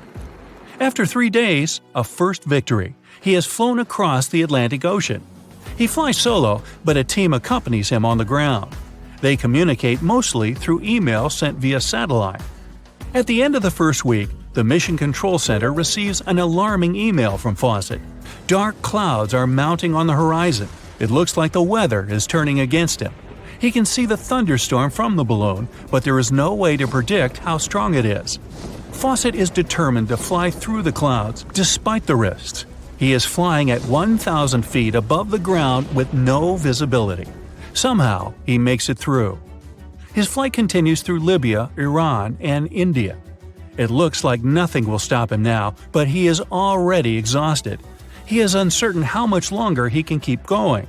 Inside the balloon, the meals are small rations, and he uses a bucket as a toilet. Unfortunately, he has lost a lot of fuel while crossing the Atlantic. Halfway through India, the balloon crashes into a tree. He flew an astounding 9,600 miles from St. Louis until his landing spot. Steve didn't achieve his goal, but he won't give up. To finally be successful, Fawcett needs to change his strategy. His new plan is to fly over the southern hemisphere. It was the first time anyone would ever try that. His idea is simple. In the southern part of the globe, he would fly mostly over water. This would help him fly faster, as he would only need flight permission from 5 countries along the way. If you were on the ground as Fawcett flew by, maybe you wondered what that flying object in the sky was. As he flew over Cape Town in South Africa, over 50 people reported seeing strange flying objects. Sorry to disappoint your fantasy folks, but it was just Steve Fossett and his balloon. His first attempt to fly around the world through the southern hemisphere almost worked out. He got lucky. When he reached Australia, he caught a jet stream that helped him speed up to about 115 knots. That's 3 times the speed of a gazelle. Morale was high as Fawcett had already broken his distance record by flying over 13,500 miles. Under his feet, the beautiful Australian landscape is filled with deserts and dry lakes. He crossed the Australian coast at 8:22 p.m. local time, and his next expected landfall was in Chile, over 7,500 miles away. But again, a huge thunderstorm got in his way. After entering the storm, the balloon showed how fragile it was. The lightning and fierce winds tore the balloon apart. This time, he wouldn't make it through. He fell into the ocean as the balloon caught fire. A rescue team waited until morning to go look for Fawcett. A Hercules aircraft rescued him from open waters. In his 6th attempt, Fawcett made it around the world in a hot air balloon. The Spirit of Freedom balloon landed in Queensland, Australia, after a 2-week flight across the globe. He flew at speeds of over 200 miles per hour and journeyed over 19,263 miles. Fawcett had done it.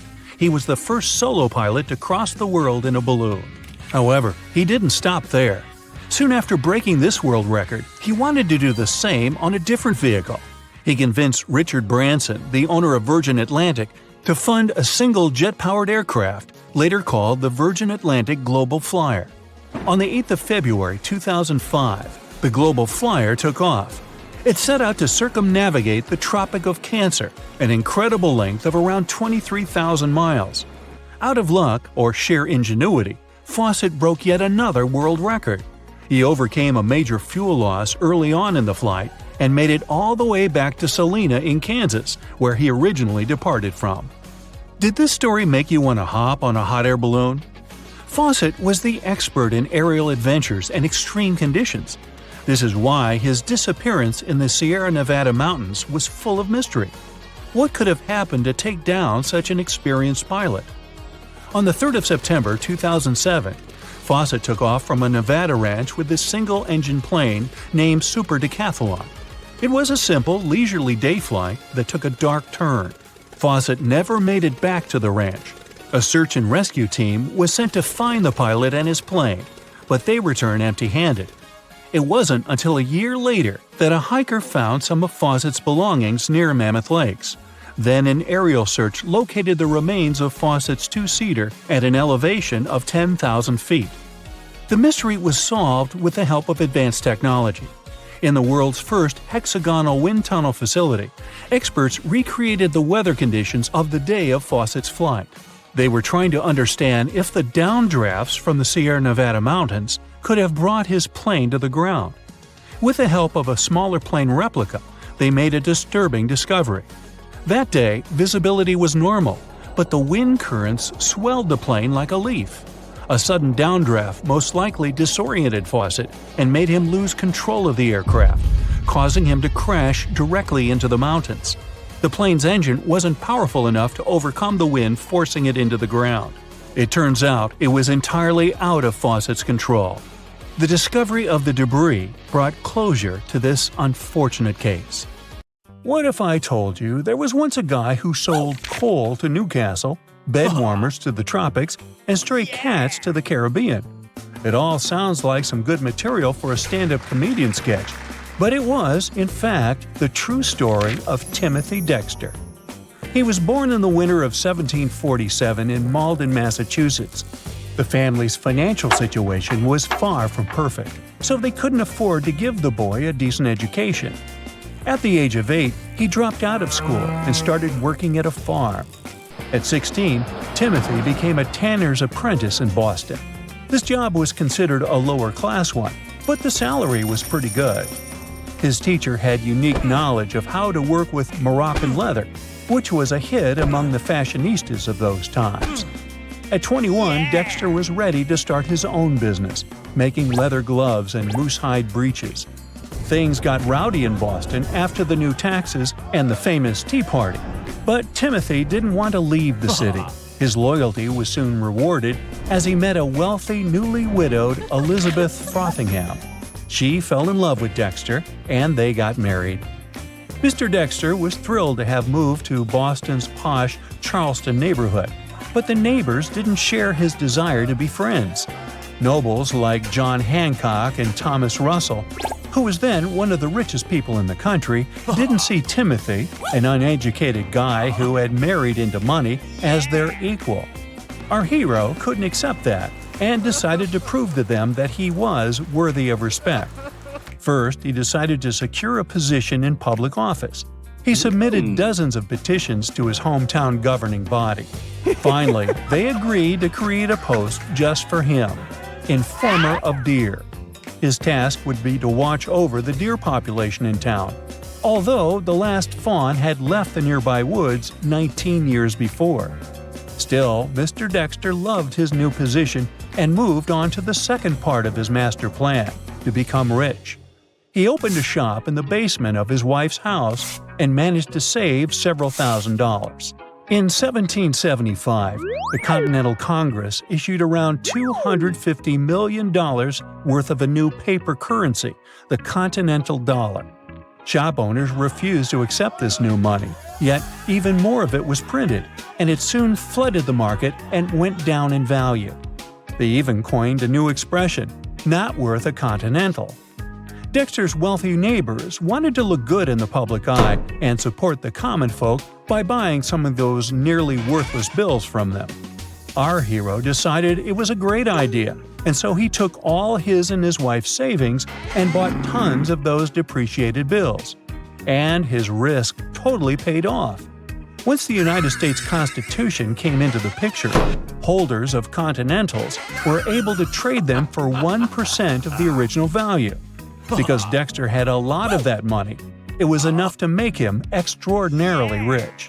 He was sure that would be enough to become friends with the neighbors, but they rejected him again. Mr. Dexter decided the problem was their character and not him, and moved to the coastal mercantile town of Newburyport, Massachusetts, with his family. He now had enough funds to buy a fleet of shipping vessels, a stable full of horses, a fancy chateau with a sea view and lavish furniture, including a coach with his initials. Dexter loved it when people addressed him as Lord. He hired the best artists of European architecture to create over 40 giant wooden statues to adorn his property.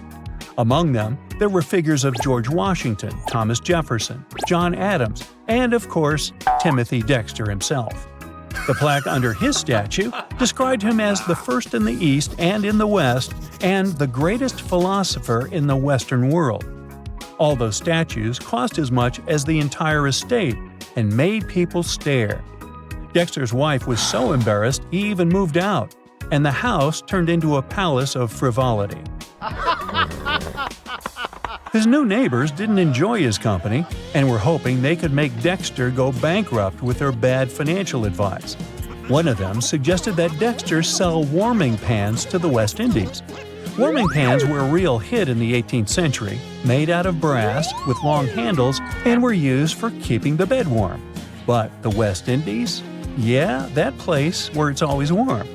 Well, it didn't stop our hero, and he purchased 42,000 of those, loaded 9 shipping vessels with them, and set off on a journey with his neighbors chuckling around. Once he arrived in the West Indies and figured no one needed warming pans there, he rebranded the goods and sold them as molasses ladles to owners of sugar plantations. Everyone wanted to buy at least 3 or 4, and he made some really good money with a markup of 79% for each item. He also managed to sell wool mittens in the same place. Asian merchants bought them for export in Siberia. So, selling a heating device to the tropics worked out well. But no one would carry coal to Newcastle, right? One trader managed to convince Dexter that anthracite coal was in huge demand in Britain's largest coal mining town. He had no idea about that little detail and set off to the UK. When he arrived, though, the workers were on strike, and he managed to sell coal to Newcastle with a big markup. Dexter returned to his chateau as a winner with a barrel and a half of silver.